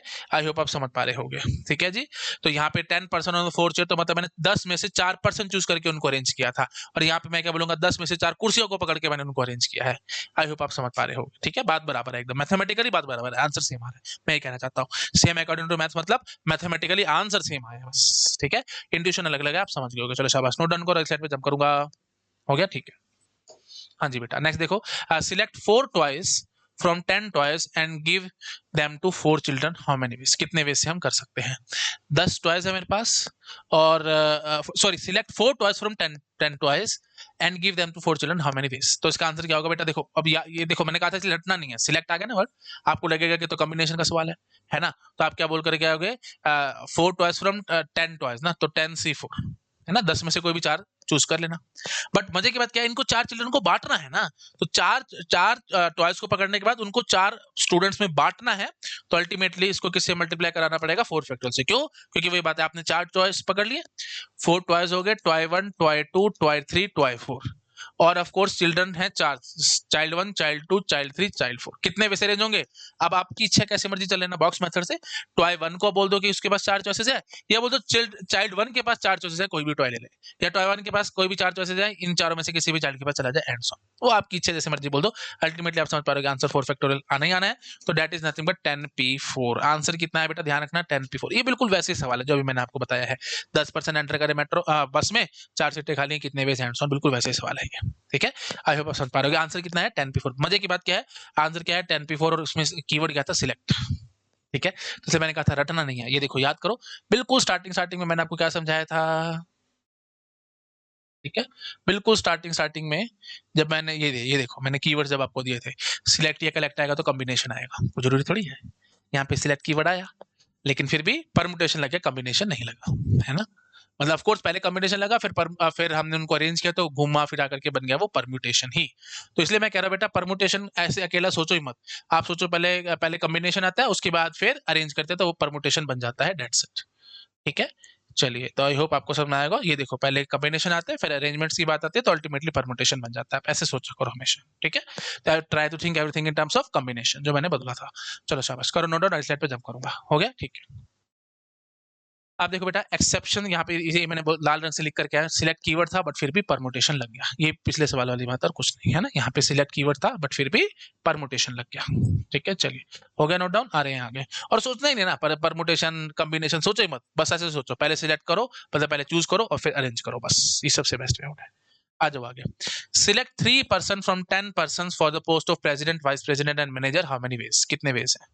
तो ऑफ कोर्स आपको सिलेक्ट करने 3 persons from the 10 persons, तो 10c3, है ना, मल्टीप्लाइड बाय, अब for the post of president, vice president and manager, तो 3 पर्सन आपने पकड़ लिए, फिर उनको अरेंज करना है ना, प्रेसिडेंट, वाइस प्रेसिडेंट और मैनेजर कौन होगा, एंड सो, तो ऑफ कोर्स अरेंजमेंट्स करने के लिए 3 फैक्टोरियल, 3 लोग पकड़ लिए, 3 पोस्ट हैं, तो कैसे कैसे क्या होगा, ऑफ कोर्स आप समझ पाओगे, 3 फैक्टोरियल, तो अल्टीमेटली आंसर कितना निकला, 10p3, 10p3 निकला कि नहीं, कोई बात है, सिलेक्ट कीवर्ड था बट फिर भी 10p3 आंसर आया। आई होप आप समझ पाओगे, रटना नहीं है इसलिए बार बार बता रहा हूँ, कर लो नोट डाउन, आ रहे हैं आगे। अगला सवाल देखो बेटा, ये भी बहुत बड़ी एक्सेप्शन है बेटा, इस पे भी कार्य बनाओ। ठीक है, तो मैं आपको एक ना सिंपल बात बताता हूँ, परमुटेशन कॉम्बिनेशन में ना शॉर्टकट्स बेटा काम नहीं आते हैं, याद रखना है आपको, शॉर्टकट्स कभी काम नहीं आते। सेंस आपको निकालनी पड़ेगी क्वेश्चन की, कि क्वेश्चन एक्चुअली कहना क्या चाह रहा है। What do you mean by sense, मैं भी समझाता हूँ। देखो बेटा, जैसे यहाँ पे मैंने तारे क्यों बनाए हैं, क्योंकि मैंने क्या कहा आपको, 5 लेटर्स है हमारे पास, ABCDE, और आपको 26 लेटर्स के पासवर्ड बनाने हैं। अभी थोड़ी देर पहले मैंने आपको एक रूल बताया था, ये देखो बेटा, मैंने क्या कहा था, जो कम है ना उसके हिसाब से चलना है हमने, है ना। जैसे हमने ये क्वेश्चन किया था, और ये देखो मैं आपको दिखाता हूँ, है ना, ये देखो, वेयर इज दैट, हाँ ये देखो, मैंने बोला था ना, सीट कम है, पर्सन ज्यादा है, एंड सो ऑन, तो जो कम था उसके हिसाब से हम सोचा करते थे। तो यहाँ पे भी ऐसी सोचे, तो मतलब जो कम था उसके हिसाब से सोचना, मतलब वो बॉक्स में आएगा, बॉक्स में कौन आएगा, जो कम है ना। अच्छा चलो, अब मैं ना पहले आपको इसका रीजन भी दे देता हूँ, ताकि फिर हम नेक्स्ट क्वेश्चन आराम से कर सकें। देखो, जो कम है वो बॉक्स में क्यों आएगा, क्योंकि इस बात की गारंटी है बेटा, अगर सीटें कम हैं तो इस बात की गारंटी है कि हर एक सीट पे कोई ना कोई पर्सन आके जरूर बैठेगा। बात समझ रहे हो, सीटें अगर कम है, पर्सन ज्यादा है, तो हमने सीटों को बॉक्स में क्यों बनाया है, क्योंकि हमारे को पता है हर एक सीट पे एक पर्सन आके जरूर बैठेगा, इसलिए हमने ऐसा किया है। और जब पर्सन कम थे, सीटें ज्यादा थी, तो कंफर्म था बेटा हर एक पर्सन को कोई ना कोई सीट मिलेगी। बात समझ रहे हो, ये देखो, जैसे अगर पर्सन कम है और सीटें ज्यादा हैं, कहाँ गया वो सवाल, चलो मैं यहाँ दिखाता हूँ। देखो, अगर पर्सन हमारे पास 10 है ना, 10 पर्सन हैं और 4 सीटें हैं, तो मैंने, सॉरी, पर्सन पर्सन कम है ना, हाँ, तो ऐसे करते हैं, 4 पर्सन लेते हैं, 4 पर्सन लेते हैं और 10 सीट्स लेते हैं। तो अब कम कौन है, पर्सन, तो पर्सन को मैंने बॉक्स में लिखना है, जो मैंने रूल बताया था आपको। अब ऐसा क्यों है बेटा, क्योंकि मेरे को इतना पता है हर एक पर्सन को एक सीट की गारंटी है ना, क्योंकि पर्सन कम है, सीटें ज्यादा है। मैंने क्या कहा है, सीटों पे आदमियों को बिठाना है। अगर आदमियों को सीटों पे बिठाना है, तो वही बात है, हर एक सीट पे कोई ना कोई तो बैठे, मतलब सीटें खाली तो छोड़ दी नहीं है, सॉरी, मतलब इन द सेंस यहाँ पे खाली छूट जाएंगी, मतलब इन द सेंस कि हर एक पर्सन को बिठाना ही बिठाना है सीट पे, मतलब पर्सन खड़ा नहीं रह सकता, क्योंकि सीट खाली पड़े रहे और आदमी भी खड़ा रह जाए, दैट इज इम्पॉसिबल ना। मतलब इम्पॉसिबल क्या, हमारे को यही काम करना नहीं है, बेवकूफी होगी कि सीटें भी खाली और आदमी भी खड़े हुए हैं, क्यों भाई, है ना, ये चीज हम नहीं चाहते। तो अब यहाँ पे देखो बेटा, 4 पर्सन और 10 सीटें हैं, तो इसका मतलब क्या होगा कि पर्सन को हम यहाँ पे क्यों बनाएंगे, क्योंकि हमारे को इतना पता है कि हर एक पर्सन को सीट मिलनी मिलनी है, श्योर है ये बात। लेकिन जब हमारे पास 10 पर्सन थे और 4 सीटें थी, तो वहां पे हर एक पर्सन को सीट मिलेगी मिलेगी, इस बात की कोई गारंटी नहीं थी। बात समझ रहे हो, तो जिस बात की गारंटी होती है ना बेटा, उसको बॉक्स में लिखना होता है। ठीक है, अब जैसे यहाँ पे 4 पर्सन्स हैं, तो 4 पर्सन्स को हर एक पर्सन की गारंटी है कि उसको सीट मिलनी मिलनी है, इसलिए बॉक्स में 4 पर्सन लिखे गए हैं। आप देखो, अगर आप इसी सवाल को सीटों के हिसाब से सोचते, तो आप पहली सीट की बात करते कि पहली सीट कहाँ जाएगी, वो सारा मैं पहले एक्सप्लेन कर चुका हूँ, बार बार बोल के मैं टाइम वेस्ट नहीं करना चाहता। ऐसे यहाँ पे भी बेटा, अगर आप पर्सन के नजरिए से सोचने की कोशिश करोगे, तो कि पहले पर्सन को सीट मिली, तो फिर वही बात है, मैं गारंटी कहाँ से करके आऊँ कि पहले पर्सन को सीट मिलेगी। ठीक है, आई होप आप समझ पा रहे होगे। ठीक है, तो जो भी कम था हमने उसके हिसाब से सोचा था, रीजन बीइंग गारंटी के साथ हमारे को काम करना है। अब ज्यादा बोलूंगा तो सिंपली टाइम वेस्ट होगा बेटा, यही बात है बेसिक मेरा, मैं जो कहना चाह रहा हूँ, सेंस निकालने की कोशिश करो, सेंस निकालो। ठीक है, अब यही चीज मैं आपको यहाँ दिखाता हूँ, देखो बेटा। ठीक है, तो जो पासवर्ड वाला क्वेश्चन है, ये देखो, ये एक्सेप्शन ही तो है ना, इसलिए तो मैं आपको सारा कुछ बता रहा हूँ। सबसे बेस्ट वे आउट ये, क्वेश्चंस करते जाओ, चीजों को समझते चले जाओ, ग्रैब करते जाओ। इसको मैं लेयर बाय लेयर अप्रोच कहता हूँ। पहले मैंने एक लेयर बनाई आपके सामने की, जो कम है उसको लिख दो एंड सो ऑन, रीजन नहीं दिया था, अब मैंने आपको रीजन दिया, अब आपको ढंग से समझ में भी आएगा कि मैंने क्या बोला है। अब यहाँ पे देखो बेटा, 5 लेटर है, 26 लेटर के पासवर्ड बनाने हैं, कम कौन सा है, लेटर, तो अगर आप लेटर के हिसाब से चलोगे तो क्या होगा, ये 5 लेटर कम है ना, और ये पासवर्ड पासवर्ड 26 लेटर का है, और जो गिवन लेटर्स है, नंबर ऑफ लेटर्स हैं वो 5 है, तो कम कौन से, नंबर ऑफ लेटर्स जो गिवन है वो कम है, तो उसके हिसाब से चलने की कोशिश करूंगा, तो मैं ऐसे बनाऊंगा, है ना, 5 5 बक्से बनाऊंगा। अच्छा, और अगर मैं 26 लेटर का पासवर्ड बनाने की कोशिश करूंगा, तो मैं 26 ऐसे बक्से बनाऊंगा, है ना, जो कम है उसके हिसाब से चलते थे, तो आपको लगेगा ये ठीक है और ये गलत है ना, लेकिन वही बात है, सेंस निकालो बेटा, सेंस। अगर आपने बोल दिया कि ये 5 वाला बक्से वाला मेथड ठीक है, तो मतलब मेरे को 5 बक्से बनाने चाहिए थे, तो बेटा 26 लेटर के पासवर्ड बनाने थे ना, तो आप क्या बोलोगे कि पहली जगह पे, है ना, मतलब ये ऐसे समझ लो, this is for A, this is for B, this is for C, this is for D and this is for E, यही है। तो आप क्या करना चाहते हो, ए 26 पोजीशंस में से किसी जगह पे भी जाके बैठ सकता है, पासवर्ड बनाने ना हमने, तो आप क्या करना चाहते हो, ए 26 जगह में से किसी भी जगह पे जाके बैठ सकता है, और ऑफ कोर्स रिपीटेशंस अलाउड होती हैं, तो बी भी 26 जगह में से कहीं पे भी, ये भी 26 में से कहीं पे भी, ये भी और ये भी कहीं पे भी जाके बैठ सकते हैं। तो 26 इंटू 26 इंटू 26, तो 26 पावर 5 हमारे पास बेटा आंसर आ जाएगा। अब आप बताओ क्या ये बात ठीक है? अरे बिल्कुल गलत है, महा बकवास है। क्यों? आपने क्या कहा, ए 26 में से किसी भी जगह पे जाकर के बैठेगा, तो मैंने आपको बोला है कि पासवर्ड में ए आना ही चाहिए। क्या पता ए ना आता हो? तो आपने तो इनडायरेक्टली गारंटी कर दी कि ए किसी न किसी जगह पे जाकर के बैठेगा ही बैठेगा। फिर आप बोलोगे कि सर 26 की बजाय 27 कर लो एंड सो ऑन। तो सारी बातें मैं आपके साथ बेटा पहले कर चुका हूँ। बहुत टाइम वेस्ट होगा, कोई फायदा नहीं है इस चीज का, है ना? तो बस ऐसे सोच लिया करो कि गारंटी नहीं आ रही ना, काटा लगा के भाग जाओ। तो ये तरीका एकदम गलत है। हाँ, अब यहाँ पे अगर मैंने 26 वाला लिख रखा होगा, तो आप समझ पा रहे होगे जो मैं लाल रंग से लिखता हूँ, है ना, ये एकदम गलत है। तो जो हमने येलो कलर से क्रॉस कर रखा था, एक्चुअली में वो एकदम राइट निकलेगा। क्यों? क्योंकि हमारे पास 26 प्लेसेस होंगी पासवर्ड में, है ना? 26 प्लेसेस होंगी। तो हम पहली प्लेस पे ऐसे बोलेंगे कि इन पांचों में से कोई भी उठा करके डाल दो, ए बी सी डी। अब इस बात की गारंटी है बेटा, कोई ना कोई तो बैठेगा। अगर आप कहते हो कि पांचों में से किसी को भी नहीं बैठाया मैंने पहली प्लेस पे, तो फिर आपने 26 कैरेक्टर का पासवर्ड बनाया कैसे? है ना? तो किसी ना किसी को बिठाना पड़ेगा। तो समझ रहे हो ना, जहाँ पे भी गारंटी की बात आ रही है, वो एकदम ठीक होगा। अब यहाँ पे जैसे ए के पास 26 चॉइसेस थी, तो इसका मतलब इनडायरेक्टली आप गारंटी दे रहे हो कि ए किसी ना किसी जगह पे जाकर के बैठा। मैंने तो नहीं कहा ऐसी बात। तो इसलिए ये गलत था, और ये एकदम ठीक हो जाएगा। तो यहाँ पे मैं क्या कहूंगा, 5 choices 5 choices 5 choices 5 choices and so on. तो 26 थे टोटल, तो 5 पावर 26 आंसर आ जाएगा। आई होप आप समझ पा रहे होगे। पकड़ में आगे बात क्या कहा है? तो 26 5 पावर 26 बिल्कुल करेक्ट है, बट 26 पावर 5 एकदम गलत है। और दोनों ऑप्शन बेटा आपको पेपर में नजर आएंगे, ये मैं नहीं कह रहा, मेरा एक्सपीरियंस बता रहा है। और बहुत सारे स्टूडेंट्स मिस्टेक करके 26 पावर 5 पे टिक लगा के आ जाएंगे, जो कि बिल्कुल गलत है। ये एकदम ठीक है। ठीक है। अच्छा, अब फिर वही बात है। अब मैं इतना चिल्ला चिल्ला के पढ़ाता था ऑफलाइन क्लासेस में कि बेटा रूल रेगुलेशन नहीं बनानी, नहीं बनानी। फिर कई स्टूडेंट्स बना करके बैठ जाते थे। अब देखो कैसे फालतू के रूल बनाते थे। ये मैं नहीं बता रहा, मेरा एक्सपीरियंस बता रहा है बेटा। देखो क्या फालतू के रूल बनाते थे। कहते थे कि सर देखो, आपने ये एनपीआर वाला फॉर्मूला था ना, मतलब जब नो रिपीटेशन वाली बात थी, जब नो रिपीटेशन वाली बात थी सर, तो वहां पे जो छोटा होगा उसके हिसाब से चलना है। जैसे सीट सीट हमारे पास कम है ना, और पर्सन हमारे पास ज्यादा है, तो बॉक्स में पर्सन्स बनाने होते थे सर, है ना। और जब हमारे पास से सीटें ज्यादा या यू कैन से कि सीटें कम हैं और पर्सन ज्यादा हैं, तो सर जैसे आपने बताया था, सीटों के हिसाब से चलना होता था सर, है ना। मतलब जब नो रिपीटेशन की कहानी थी तो ऐसे चलते थे सर। लेकिन जब रिपीट अनलिमिटेड रिपीटेशन की कहानी आएगी, पासवर्ड्स बनाने तो अनलिमिटेड रिपीटेशन है ना, तो जब भी अनलिमिटेड रिपीटेशन की कहानी आएगी सर, तो जो ज्यादा होगा उसके हिसाब से चलेंगे। अब जैसे 5 लेटर थे और 26 लेटर का पासवर्ड बनाना था, तो 26 लेटर ज्यादा थे ना, तो सर उसके हिसाब से चलना होता है। अरे महा बकवास बातें है बेटा, जितने मर्जी कांटे लगाने उतने कांटे लगाओ, ये सब बकवास है, सब बकवास है। अपने आप से पता नहीं कहाँ से स्टूडेंट्स रूल रेगुलेशन बना लेते थे, कॉपियों में लिख लेते थे, और फिर मेरे पास आके दिखाते थे कि सर देखो ऐसे ऐसे रूल्स हमने बना रखे हैं। बकवास है बिल्कुल, मैंने तो ऐसा रूल कभी बोला ही नहीं, तो आप अपने आप से कैसे बना रहे हो? अब इसी का काउंटर एग्जांपल दूं, 5 लेटर हैं और 26 लेटर के पासवर्ड बना रहे थे, है ना। तो मैं उल्टा क्या देता हूँ, मैं उल्टा क्या देता हूँ, मैं कहता हूँ लो जी, इंग्लिश में कितने लेटर होते हैं? 26 लेटर होते हैं। तो लो जी, अब 26 लेटर है मेरे पास, और आपको 5 लेटर का पासवर्ड बनाना है।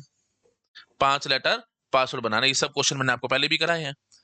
तो आप कौन कौन ज्यादा कौन कम है? तो आप बोलोगे लेटर ज्यादा है, और ये जो 5 लेटर का पासवर्ड बनाना है वो कम है ना। तो ज्यादा के हिसाब से चलो, तो फिर आप 26 बॉक्सेस बना करके बैठ जाओगे। बिल्कुल गलत बात है ना। आप देखो बेटा, चलो मैं बना करके दिखाता हूँ ना आपको। दो चॉइसेस हैं, या तो मैं 26 बक्से बनाऊंगा, या फिर मैं 5 बक्से बनाऊंगा। बोलो भाई कौन सा ठीक है, कौन सा गलत है? 26 लेटर हमारे पास हैं इंग्लिश के, ए टू जेड। 26 मतलब ए टू जेड ये हमारे पास है, और 5 लेटर का पासवर्ड बनाना है। अब आप अगर ये 26 लेटर लिख करके बैठ गए हो, तो यहां से वही बात आएगा, ये ए के लिए, बी के लिए, सी के लिए, अप टू जेड के लिए। तो अब मैं बोलूंगा ए के पास 5 चॉइसेस है, कहीं भी जाकर के बैठ सकता है, तो फिर वही बात उठेगी बेटा, इनडायरेक्टली आपने कंस्ट्रेंट डाल दिया कि ए तो आएगा ही आएगा मेरे पासवर्ड में, मैंने तो कहा ही नहीं। अब कहाँ से ला करके लेकर के आ रहे हो? बिल्कुल गलत है। हाँ, और अगर इस तरीके से चलूंगा, यहाँ पे मैं क्या बोलूंगा बेटा, मेरे पास 5 लेटर्स हैं, है ना, 5 लेटर का पासवर्ड बनाना है, तो पहली जगह पे 26 चॉइसेस हैं, ए टू जेड में से कोई भी भर लो, और इस बात की गारंटी है कि कोई ना कोई आएगा ही आएगा। ऐसा तो नहीं है ना कि ना आए, अगर नहीं आए तो फिर 5 लेटर का बनाओगे कैसे? तो यहाँ पे कंफर्मेशन आएगी कि यहाँ पे 26 चॉइसेस है, यहाँ पे 26 एंड सो ऑन। तो 5 थे, तो टोटल कितना आंसर आ जाएगा बेटा? 26 पावर 5। ये एकदम ठीक है यहाँ पे, और यहाँ पे ये 5 पावर 26 जो आया था, ये एकदम गलत है। ठीक है, तो वही बात है। अब ऐसे तो आप जैसे जितने मर्जी कुछ कुछ बनाते रहोगे रूल्स रेगुलेशन, उसका कोई अंत नहीं है, और सभी के सभी की कोई ना कोई एक्सेप्शन निकल आएगी। इसलिए रूल्स की तरफ मत जाना बेटा, सेंस की तरफ जाना, और सेंस आपको समझ में आ गया है, जो भी कंपलसरी वाली बात होगी उसके हिसाब से चलना है हमारे को। ठीक है, जिससे की गारंटी आ रही होगी उसके हिसाब से चलना है। अब यहाँ पे गारंटी थी कि 26 में से कोई ना कोई बैठेगा बैठेगा, तो फिर ये वाला बॉक्स मेथड ठीक है, ये चीज गलत है। मैंने काफी हद तक खोल खोल के आपको समझाने की कोशिश की है, एंड आई होप आपको क्लैरिटी आ गई होगी। चलो शाबाश, करो नोट डाउन। हो गया, ठीक है। आप देखो बेटा नेक्स्ट, एनपीआर और एन पावर आर है ना, इसमें मैं छोटा सा डिफरेंस दिखा रहा हूँ, और कई बार एग्जाम में क्वेश्चंस आए हैं ऑब्जेक्टिव, इसलिए मैं आपको दिखा रहा हूँ। एनपीआर बेटा आपको पता ही है कब लगता था, जब नो रिपीटेशन होगी, ठीक है, नो रिपीटेशन के केस में। और एन पावर आर बेटा कब लगता था, अनलिमिटेड रिपीटेशन के केस में। एन क्या होता है, आर क्या होता है, मैंने बताया नहीं, और ना ही हमारे को इसमें घुसने की जरूरत है, नहीं तो it will simply waste out time. मैं आपको बार बार बताता हूँ बेटा, बॉक्स मेथड से चलो, that is the best way out. नहीं तो आप खुद ही फंसते रहोगे, एन क्या है, आर क्या है, और फिर फॉर्मूले से काम करके आओगे तो ये बात है, कोई ना कोई कंस्टेंट डाल के पेपर में आ जाएंगे और आप फंस जाओगे। जैसे मैंने पासवर्ड्स में आपको दिखाया था, ए से स्टार्ट होना चाहिए, जेड से एंड होना चाहिए, एंड ऑन, तो फिर वो एन पावर आर से नहीं आने वाला आंसर, और ना ही हमारे को उसमें फंसना है ना। बट सिंपल आपको ये चीज याद रखनी है, एनपीआर विद ये नो रिपीटेशन का फॉर्मूला है, N power R with unlimited repetition का फॉर्मूला है। क्यों? क्योंकि इसमें छोटे छोटे क्वेश्चन बन जाते हैं पेपर में। अच्छा, दूसरी बात आपको क्या याद रखनी है बेटा, एनपीआर में n should be always greater than equal to r, that is our restriction, ये आपको पता ही है। एनपीआर में n should be always greater than equal to r, जैसे 5p3 ये बात ठीक है, 5p4 ठीक है, 5p5 भी चलेगा, बट 5p6 नहीं चलेगा, है ना, ये गलत है ना, क्योंकि रेस्ट्रिक्शन है हमारी, n should be always greater than equal to r। अब रीजन आप खुद से समझ पा रहे होगे बेटा, 5p6 का मतलब क्या होगा, इसको हम जब एक्सपेंड करते थे, ये परमुटेशन हो गया ना, तो हम ऐसे बोलते हैं ना, 5c6 मल्टीप्लाइड बाय 6 फैक्टोरियल। याद आ रहा है, एनपीआर क्या होता था, NCR multiply by R factorial, तो 5c6 मल्टीप्लाई बाय 6 फैक्टोरियल। तो अब आप क्या करना चाहते हो, 5 ऑब्जेक्ट्स में से 6 ऑब्जेक्ट्स को आपने चूज कर लिया। अरे महा बकवास बात है बेटा, छठा ऑब्जेक्ट हवा से उड़ा के लाओगे क्या तुम, है ना, 5 में से 6 ऑब्जेक्ट हम चूज कर ही नहीं सकते, है ना, तो इम्पॉसिबल बात है। अब एक बात और ध्यान रखना, बात इम्पॉसिबल है मैं मानता हूं, लेकिन बेटा ये काउंटिंग प्रॉब्लम्स हैं, अगर काउंटिंग प्रॉब्लम्स हैं तो आपको आंसर काउंटिंग प्रॉब्लम के हिसाब से देना पड़ेगा। तो जब भी कुछ इम्पॉसिबल आता है, आप उसका आंसर जीरो क्या क्या आते हैं बेटा, ध्यान रखना, ठीक है। तो ये 5p6 का आंसर आप डायरेक्टली क्या बोलोगे, जीरो होता है, ध्यान रखना, ठीक है। ऐसे वही बताया, 5 से 6 का आंसर क्या होता है बेटा, जीरो होता है, ध्यान रखना, ठीक है जी। हाँ जी, तो एनपीआर में हमारी क्या रिस्ट्रिक्शन रहती है, N should be always greater than equal to R. Reason आपको अपने से समझ में आ रहा होगा, क्योंकि एनपीआर का बेसिक मतलब क्या होता है बेटा, NCR multiplied by R factorial, और ऑफ कोर्स ऑब्जेक्ट्स ज्यादा होने चाहिए, उसमें से हम थोड़े से ऑब्जेक्ट चूज कर रहे होंगे। ज्यादा से ज्यादा आप क्या कर सकते हो, एन और आर को बराबर कर दो, कि 10 ऑब्जेक्ट है, 10 में से 10 को पकड़ लिया, दैट इज पॉसिबल। इसलिए मैंने बोल दिया कि N should be greater than और इक्वल टू आर, ठीक है, ज्यादा से ज्यादा बराबर कर सकते हो। लेकिन अगर आर बड़ा हो गया एन से, तो वो इम्पॉसिबल वाली बात हो जाएगी, कि आपके पास ऑब्जेक्ट तो है 4, उसमें से आपने 10 पकड़ लिए। अरे ऐसे कैसे पकड़ दोगे भाई, 6 ऑब्जेक्ट उगा के लाओगे अपने हिसाब से। आई होप आप पकड़ पा रहे होगे, ठीक है, ये रिस्ट्रिक्शन रहती है। लेकिन बेटा एन पावर आर में ऐसी कोई रिस्ट्रिक्शन नहीं होती, एन ग्रेटर हो सकता है आर से, एन लेस हो सकता है आर से, एन बराबर हो सकता है, जो करना है कर लो, ठीक है। तो यहाँ पे कोई रिस्ट्रिक्शन नहीं है, मतलब एन ग्रेटर देन आर हो अलाउड है, एन लेस देन आर हो अलाउड है, एन इक्वल टू आर हो अलाउड है, ठीक है, सब चलेंगे। एग्जाम्पल ये देखो पीछे बैठे, ये देखो बेटा, हमने पांच पांच ये देखो, एक बार हमने 26 पावर 5 आंसर आपको निकाल करके दिखाया था, कब, जब हमारे पास 26 लेटर थे और 5 लेटर के पासवर्ड बनाने थे। और पीछे जब हमने देखा था बेटा, जब हमारे पास 5 लेटर थे और 26 लेटर के पासवर्ड बनाने थे, तो हमारे पास आंसर क्या था, 5 पावर 26। तो ये देखो बेटा, ये एन 5 था और आर 26 था। और आगे जब हमने देखा था, तो यहाँ पे देखो बेटा, एन 26 था और आर 5 था। आई होप आप पकड़ गए होगे। तो ऑफ कोर्स बराबर भी हो सकता है, अब बराबर के लिए क्या फालतू का क्वेश्चन बनाना है, लो बना देता हूँ मैं, 1 मिनट लगेगा, है ना। अगर आपको चाहिए कि बराबर का भी दिखा, तो मैं बोल दूंगा, 5 लेटर है इंग्लिश के आपके पास, ABCDE, है ना, और आपको 5 लेटर का ही पासवर्ड बनाना है, 5 लेटर का पासवर्ड बनाना है ना। तो फिर वही बात आएगी बेटा, 1 2 3 4, है ना, 5 बन गए। अच्छा, अब वही बात है, पहली जगह पे 5 चॉइस, 5 चॉइस, 5 5 5, तो अल्टीमेटली 5 पावर 5, तो यहाँ पे n और ये r एकदम बराबर हो गया, ठीक है, दैट इज ऑल्सो अलाउड। हाँ, अब एक बढ़िया बात आपके दिमाग में आ सकती है, मैथमेटिकली कोई फर्क नहीं पड़ेगा कि ये जो बक्सा आप बना रहे हो, ये पासवर्ड के लिए बना रहे हो या लेटर के लिए बना रहे हो, है ना, मैथमेटिकली 5 पावर 5 ही आंसर आ जाएगा। बट एक्चुअली में ध्यान रखना बेटा, ये बक्सा जो है, ये एक्चुअली किसको रिप्रेजेंट करवा रहा है, ये पासवर्ड के लिए है बेटा। ये फर्स्ट प्लेस पे, पासवर्ड की पहली प्लेस पे क्या आएगा, पासवर्ड की सेकंड प्लेस पे क्या आएगा, एंड्स ऑन, है ना। तो पहली प्लेस पे बेटा 5 चॉइसेस हैं, आप ए बी सी डी या ई में से कुछ भी भर सकते हो। लेकिन अगर आप उल्टा चलते, लेटर के हिसाब से चलते, आप बोलते हैं बक्से में 1 2 3 4 5, ये ए ये बी ये सी ये डी या ई, और इसके लिए यहाँ पे बोलते हैं आपकी इसके लिए 5, इसके पास 5 चॉइसेस हैं ए के पास, तो इनडायरेक्टली आप क्या कहना चाहते हो, ए 5 में से किसी न किसी जगह पे जाकर के बैठा ही बैठा। मैं इस बात की कहां से गारंटी करके आऊं बेटा, पासवर्ड में कि ए आएगा ही आएगा, नहीं आता, है ना। मैंने पासवर्ड ऐसा बना दिया होगा B C D E B, लो ये भी तो एक 5 लेटर का पासवर्ड है, इसी से ही बनाया है। अनलिमिटेड रिपीटेशन है पासवर्ड में, तो आपको पता है कितनी बार मर्जी रिपीटेशन करे, बाय डिफॉल्ट अलाउड था, तो गड़बड़ हो जाएगी, है ना। तो इसलिए ये चीज ठीक नहीं है। हाँ, आंसर बेटा ठीक आ जाएगा बाय चांस, है ना, मैथमेटिकली आंसर एकदम ठीक आ जाएगा, 5 पावर 5 यहाँ से भी और यहाँ से भी 5 पावर 5, बट ये एक्चुअली गलत है और ये एकदम ठीक है। आई होप आप पकड़ गए होगे, सेंस निकालो बेटा, बार बार बता रहा हूँ, सेंस निकालो, ठीक है। आई होप आप पकड़ गए होगे, चलो शाबाश, नोट डाउन करो, कर लिया, ठीक है।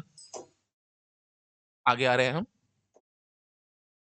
कुछ कुछ बेसिक बेसिक क्वेश्चंस करेंगे गेम्स वाले, जैसे सपोज कर लो 10 games are played between 2 teams A and B. ये सारा कुछ, ये क्वेश्चंस मैं आपको सिर्फ और सिर्फ बॉक्स मेथड को एकदम अच्छे से दिमाग में आपके फिट हो जाए इसलिए मैं करा रहा हूँ और कुछ नहीं, ठीक है।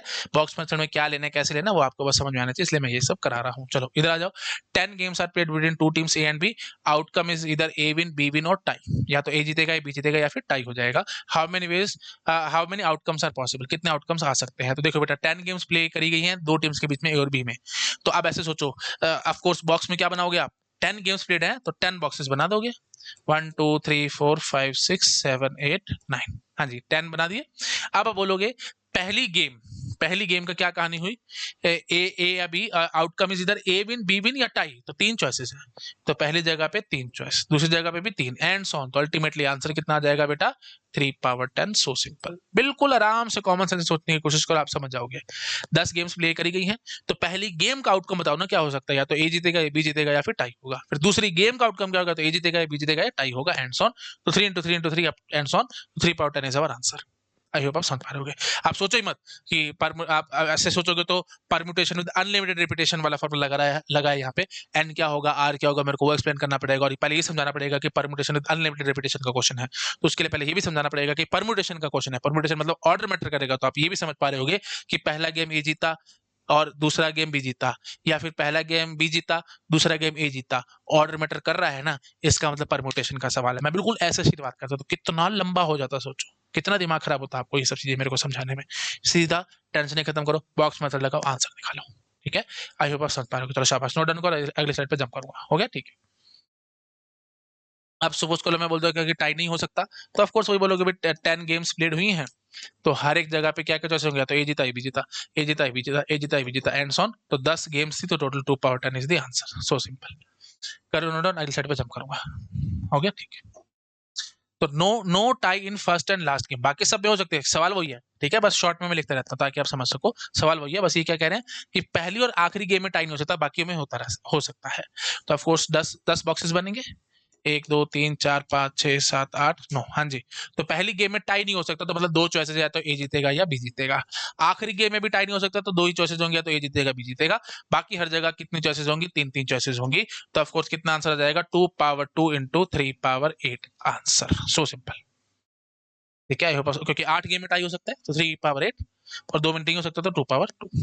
ऑफ कोर्स आप समझ पा रहे होंगे, शाबाश, इसको नोट डाउन कर लीजिए, अगले स्लाइड पे जंप करूंगा, हो गया, ठीक है। नहीं तो आप ऐसे ढंग से लिखते हो, तो ऐसे लिखते ना, 2 into 3 into 3 into 3, 3 power 8, 2 into 2, तो अल्टीमेटली 2 पावर 2 इंटू 3 पावर 8, ठीक है। चलिए, हो गया, बेबी स्टेप्स कर दिया बस मैंने, और कुछ नहीं। चलिए आ रहे हैं अगली स्लाइड पे। हाँ जी, A won the first and second game, तो टाई वाई वो सब चक्कर है ही है, लेकिन पहले ये बोल दे, कंस्टेंट डाल देगा कि ए पहली और सेकंड गेम जीत चुका है ऑलरेडी। तो अब आप बताओ जरा कैसे बनाओगे, वही बात है, 10 बक्से बनाएंगे, 1 2 3 4 5 6 7 8 9, तो एक ही चॉइस होगी यहाँ पे, क्यों, क्योंकि ए जीता है। दूसरी गेम में भी एक ही चॉइस होगी, क्यों, क्योंकि ए जीता है। बाकी हर जगह कितनी चॉइसेस होंगी, 3 3 चॉइसेस होंगी। तो कितना आंसर आ जाएगा, 8, बारी आया ना 3, तो 3 पावर 8। सो सिंपल, कर लो नोट डाउन, अगली स्लाइड पे जंप करूंगा, हो गया। देख रहे हो ना कंस्ट्रेंट्स वगैरह कितने आराम से और कितनी इजीली कर पा रहे हैं with the help of box method, तो हम फंस जाते हैं। चलिए अगला, डाइस। डाइस के कुछ क्वेश्चंस हैं। 10 dice are thrown, how many outcomes? 10 dice मैंने उछाले हैं, कितने आउटकम आ सकते हैं? तो ऐसे बोलोगे ना, पहली डाइस पे क्या आया, दूसरी पे क्या आया, एंड सो ऑन। तो वही बात है भाई, 10 हमने बना लिए। तो पहली डाइस पे क्या क्या आउटकम्स, मतलब क्या क्या पॉसिबिलिटी हो सकती है? तो पहले डाइस पे 6 पॉसिबिलिटी है, या तो 1 2 3 4 5 6 तक आ सकता है कुछ भी। दूसरी डाइस पे भी 6 पॉसिबिलिटी, एंड सो ऑन। तो आंसर कितना जाएगा बेटा? 6 पावर 10, 6 पावर 10। ऑफ कोर्स आप समझ पा रहे होगे, कर लो नोट डाउन, अगली स्लाइड पे आऊंगा। हाँ जी, first and last dice 6 is the outcome. पहली और आखिरी पे 6 आउटकम आया। अब प्लीज बहुत ज्यादा ध्यान रखना बेटा, इसलिए मैंने आपको कहा था आप बॉक्स मेथड में जल्दबाजी में मिस्टेक कर सकते हो। यहाँ पे बोल दोगे 6, यहाँ पे बोल दोगे 6, आउटकम लिख के बैठ जाओगे कि 6 आना चाहिए, इस पे भी 6 आना चाहिए, और बाकी फिर हर जगह आप सोच के बैठ जाओगे कि 6 6 चॉइसेस। तो आप बोल के आ जाओगे 6 पावर 8, और यहाँ पे भी 6 पावर 2, तो 6 पावर 10 इज द आंसर, जो कि बिल्कुल गलत है बेटा। इसलिए मैंने कहा था अंदर लिखना है टोटल नंबर ऑफ चॉइसेस, और ऊपर लिख लो जो आपको लेबलिंग करनी है। तो आपको ऐसे लिखना चाहिए था, यहाँ पे ढंग से क्या लिख, अभी नहीं है आपसे मिस्टेक होगी, आगे चल के आप मिस्टेक करोगे। तो 6 इज द आउटकम, तो मतलब एक ही चॉइस है। लास्ट पे भी 6 इज द आउटकम, तो एक ही चॉइस है। और अंदर लिखना कि यहाँ पे हर एक के पास आगे 6 6 चॉइसेस हैं। तो अल्टीमेटली इसका आंसर कितना आएगा बेटा? 6 power 8, 6 power 8 is the answer. I hope आप पकड़ पा रहे हो। फर्स्ट एंड लास्ट डाई पे 6 आया है, तो बाकी टोटल 8। आपने 10 टाइम्स डाइस उछाला है, तो पहली बारी पक्का है 6 आया है, आखिरी बारी पक्का है 6 आया है, तो बीच में कितने बचे हैं? 8। 8 में आप बोलोगे कि हर जगह 6 6 पॉसिबिलिटी होंगी, 1 to 6 कुछ भी आ सकता है। तो ऑफ कोर्स आप समझ पा रहे हो कि 6 पावर 8 इज द आंसर। ध्यान रखना बेटा, जल्दबाजी मिस्टेक करके आ जाओगे ये लाल रंग पे काटा लगा दो, ये बिल्कुल गलत है, ऐसे नहीं करना। जल्दबाजी में आपसे मिस्टेक होगी, और सिल्ली मिस्टेक जिसको आप कहते हैं, पेपर में सिल्ली मिस्टेक बहुत होती है गेट एग्जाम में, तो ये आपसे गलतियां नहीं करनी, ऐसे बनाना है। आदत डाल लो अच्छे से। अंदर लिखने हैं चॉइसेस टोटल, जो मैथमेटिकली आपको सॉल्व करना होगा। ऊपर लिख लो अपनी रेफरेंस के लिए कि यहाँ पे सिर्फ 6 ही आ सकता था इसलिए एक चॉइस थी, यहाँ पे 6 ही आ सकता था इसलिए एक चॉइस थी, बस ऐसे। ठीक है, ऊपर आपका रेफरेंस है, अंदर आपके मैथमेटिकल जो चीजें हैं उसको मल्टीप्लाई करवाना है। चलिए हो गया, ठीक है, आ रहे हैं अगली स्लाइड पे। फर्स्ट एंड 2 डाइस पे ऑड नंबर आ गया, इसके लिए क्या करेंगे? फर्स्ट एंड सेकंड डाइस पे ऑड नंबर आने का मतलब क्या होगा? ऑफ कोर्स आप समझ रहे हो कि पहली डाइस पे ऑड नंबर 1 3 5, 3 चॉइस। दूसरी डाइस पे ऑड नंबर 3 चॉइस। बाकी सब पे ऑफ कोर्स 6 6 चॉइसेस, आगे कुछ भी आ सकता है। तो 3 power 2 into 6 power 8, so simple. हो गया, ठीक है। कॉइन वाली प्रॉब्लम्स देखते हैं बेटा। 10 coins are tossed, how many outcomes? क्या क्या पॉसिबिलिटी हो सकती है? हेड या टेल, दो ही पॉसिबिलिटी है। 10 सिक्के उछाले गए हैं, तो पहली जगह पे 2 चॉइसेस हेड या टेल, दूसरी जगह पे भी 2 चॉइस हेड या टेल, एंड सो ऑन। तो 2 पावर 10 इज द आंसर। कर लो नोट डाउन, ठीक है। अच्छा, first two coins showed head, पहले दो ने हेड शो किए हैं, तो आप ऐसे बनाओगे बक्सा, 1 2 3 4, ऐसे टोटल 10 बना लेना। पहले पे हेड है, दूसरे पे भी हेड है, तो एक एक चॉइसेस, और बाकी सब जगह 2 2 चॉइसेस, हेड या टेल कुछ भी आ सकता है। तो ऑफ कोर्स कितना आंसर आएगा? 2 पावर 8, सो सिंपल। हो गया, ठीक है। First two coins same outcome, ये अच्छा है। फर्स्ट टू कॉइन्स का सेम आउटकम आया, मतलब या तो दोनों पे हेड आ गया या दोनों पे टेल आ गया। अगर दोनों पे हेड आ गया तो एक एक चॉइसेस यहाँ बनेगी, और बाकी हर जगह 2 2 चॉइसेस है, तो 2 पावर 8 यहाँ से आएगा। या दोनों पे टेल आ गया तो वही बात है, एक एक चॉइसेस आएगी, बाकी हर जगह 2 2 चॉइसेस आएंगे, तो 2 पावर 8 यहाँ से आ गया। अब काम तो हो गया ना, 10 सिक्के तो चल गए, तो प्लस करके आंसर आ जाएगा। तो इसका आंसर कितना आ जाएगा बेटा? 2 पावर 8 इंटू 2, है ना, which comes out to be 2 power 9। ठीक है, आई होप आप समझ पा रहे होगे। इसमें कुछ नहीं था, मेरे ख्याल से ज्यादा कोई खास टेक्निकलिटी है नहीं, मैंने इसको ज्यादा एक्सप्लेन नहीं किया है। पकड़ गए ना, बॉक्स मत बना लेना, यहाँ मैंने बॉक्स नहीं बनाया, बॉक्स बना लेना। ठीक है ना, एक चॉइस यहाँ पे 2 2 चॉइसेस, ये सिर्फ रेफरेंस के लिए, हेड और दूसरे पे भी हेड, या पहले पे भी टेल और दूसरे पे भी टेल, तो एक एक चॉइस। ये ऊपर सिर्फ रेफरेंस है, नीचे हमारा मैथमेटिकल है। ऊपर पकड़ गया होगा, चलो शाबाश, कर लो नोट डाउन, आ रहे हैं अगली स्लाइड पे। हो गया, ठीक है। आंसर शीट वाली प्रॉब्लम्स है बेटा। आंसर शीट वाली देखो क्या कह रहा है, 60 सवाल है, and each question is MCQ, 4 choices है, that is 1 correct. How many distinct answer sheets are possible if student is not allowed to skip any answer? क्या कहा है मैंने बेटा? 60 सवाल है, हर एक सवाल एमसीक्यू का है, मतलब हर एक सवाल के 4 4 चॉइसेस हैं, है ना, या तो ए ऑप्शन होगा, या बी, या सी, या डी। एमएसक्यू नहीं है, एमसीक्यू है, तो ए या बी या सी या डी। अच्छा, आगे 1 इज करेक्ट, ऑफ कोर्स एक ही करेक्ट, वही बात होगी, ए बी या सी डी। एमसीक्यू का मतलब यही होता है, 4 चॉइसेस है और एक करेक्ट। अच्छा, how many distinct answer sheets are possible if student is not allowed to skip any answer? Student skip नहीं कर सकता। 60 सवाल है बेटा, प्लीज ध्यान रखना। तो पहले सवाल पे क्या क्या पॉसिबिलिटी है, तो बॉक्स में क्या बनेंगे? 60 सवाल। पहले सवाल पे क्या पॉसिबिलिटी है? 4, ए बी या सी या डी। फिर अगले पे ए या बी या सी या डी, ए या बी या सी या डी, एंड सो ऑन। तो 4 power 60 is my answer, please ध्यान रखना। तो टोटल आंसर शीट्स कितनी बन सकती है? 4 पावर 60। ऑफ कोर्स आप समझ पा रहे हो कि इसमें ज्यादा कोई खास टेक्निकलिटी है, नोट डाउन कर लो। ठीक है जी, नेक्स्ट सवाल। What if student is allowed to skip any answer, skip करने का चॉइस होगा तो इसका मतलब पहले सवाल पे क्या क्या चॉइसेस है बच्चा, ए बी या सी या डी, 4 चॉइसेस, और एक स्किप भी कर दे मतलब 5 चॉइसेस, तो हर जगह 5 चॉइसेस, तो 5 इंटू 5 इंटू 5 60 सवाल थे, तो 5 पावर 60 इज दी आंसर। कर लो नोट डाउन। अरे अगले सवाल पे। ओके 60 क्वेश्चंस हैं, 10 एमएसक्यू हैं और 50 एमसीक्यू हैं। How many answer sheets are possible if candidate is allowed to skip the question, skip करने का भी चॉइस है। अब मजे की बात क्या है बेटा, 10 सवाल है ना, तो 10 एमएसक्यू हैं और 50 एमसीक्यू हैं, तो 60 सवाल हैं। तो पहले एमसीक्यू की बात कर लेते हैं, फिर काम हमारा थोड़ा सा आसान हो जाएगा। और स्किप करने की चॉइस है तो 5 चॉइसेस होंगी हर एक सवाल में, या तो ए या बी या सी या डी, और एक स्किप करने का ऑप्शन। 5 चॉइसेस है, टोटल 50 क्वेश्चन है, तो 5 पावर 50 तो यहाँ से आ गया। अब ये वेज हो गए टोटल एमसीक्यू को आंसर करने के। अब एमएसक्यू को आंसर करने का अभी सवाल पूरा तो नहीं हुआ है ना, एमएसक्यू को भी आंसर करना तो मल्टीप्लीकेशन की सेंस आएगी, तो मल्टीप्लाई कर लेना। अब 10 एमएसक्यू है बेटा, इनको कैसे डील करोगे।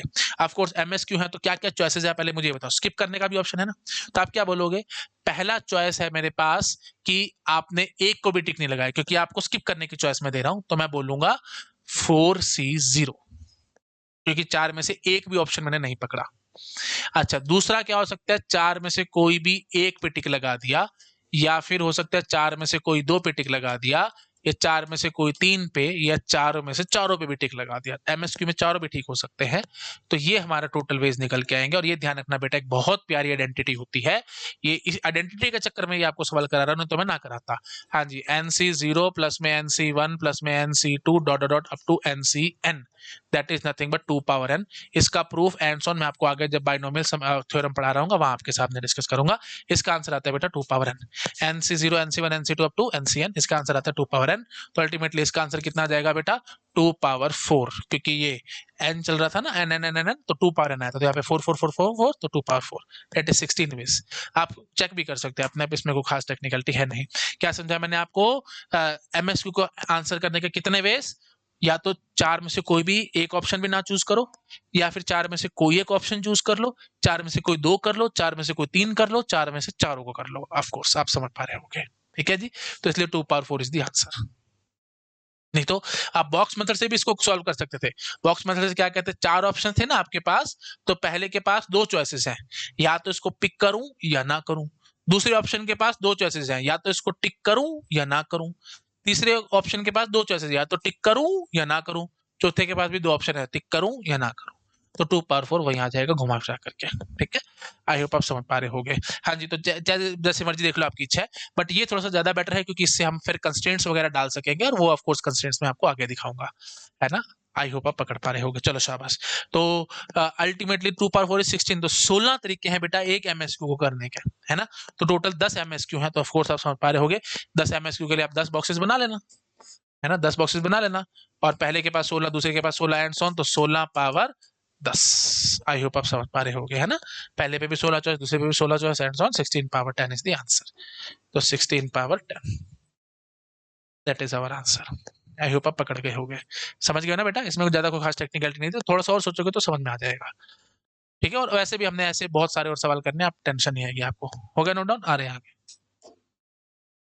अब मैं बोल देता अगर स्किपिंग इज नॉट अलाउड, तो ऑफ कोर्स एक एक घट जाता और क्या होता, है ना। स्किपिंग हमने हर जगह अलाउ की है ना, क्योंकि 4 से 0 का मतलब यही था कि आपने एक भी ऑप्शन पिक नहीं किया, तो मतलब आपने स्किप किया। 4 से 0 का मतलब स्किप था, है ना। तो ऑफ कोर्स आप यहाँ से एक एक चॉइस घटा दो, यहाँ से एक चॉइस कम कर दोगे तो 4 पावर 50 हो जाएगा, यहाँ पे एक चॉइस कम कर दोगे तो 15 पावर 10 हो जाएगा। तो इसका आंसर क्या आ जाएगा, 4 पावर 50 इंटू 15 पावर 10, है ना। एक एक दोनों से घटा दिया। ऑफ कोर्स आप समझ पा रहे होगे, इसमें कोई खास टेक्निकलिटी है नहीं। 4 पावर 50 इंटू 15 पावर 10, ठीक है। चलिए, हो गया नोट डाउन, आ रहे हैं आगे। ओके जी, अब देखो गेट का सवाल, कितना प्यारा सवाल है, कितना प्यारा। बस वही बात है, थोड़ा थोड़े से ट्विस्ट होते हैं चीजों में, अगर आप पकड़ गए तो कर जाओगे। देखो 10 couples were invited to the party, ठीक है। 10 कपल्स को हमने पार्टी में इनवाइट किया। कंडीशन क्या है बेटा, wife must come with husband. Wife को हस्बैंड के साथ आना है, but husband can come alone, husband अकेला आ सकता है। भाई रात का टाइम होगा, भाई वाइफ अकेली कहाँ जाएगी। हस्बैंड तो भाई आदमी है, कहीं भी जाए कहीं भी आए कोई दिक्कत नहीं है, बट वाइफ अकेली नहीं जाएगी, ऑफ कोर्स रिस्की काम है इसलिए। हाँ जी, तो wife must come with husband, ये हमने कंडीशन डाल दी, बट हस्बैंड अकेला आ सकता है। हाँ जी, तो how many types of gathering is possible, कितने वे से गैदरिंग हो सकते हैं। 10 कपल है, बॉक्स मेथड से करेंगे, है ना। ऑफ कोर्स 10 कपल है तो 10 बक्से बनाएंगे हम, क्या क्या पॉसिबिलिटी है वो जरा मुझे समझाओ। ये बना दिए मैंने 10 बक्से, 1 2 3 4 5 6 7 8 9, 10 कपल्स हो गई है। पहले कपल के पास क्या चॉइस है कि वाइफ मस्ट, अच्छा पहले तो ये बताओ मेरे को, कपल के पास टोटल चॉइसेस कितनी है, अगर कोई रेस्ट्रिक्शन ना डालूं तो क्या क्या चॉइसेस है। हस्बैंड है और वाइफ है, ये कपल हो गया। या पहला चॉइस क्या होगा, या तो दोनों के दोनों आ जाए। दूसरा चॉइस क्या होगा, हस्बैंड आए वाइफ ना आए। तीसरा चॉइस क्या होगा, हस्बैंड ना आए वाइफ आ जाए।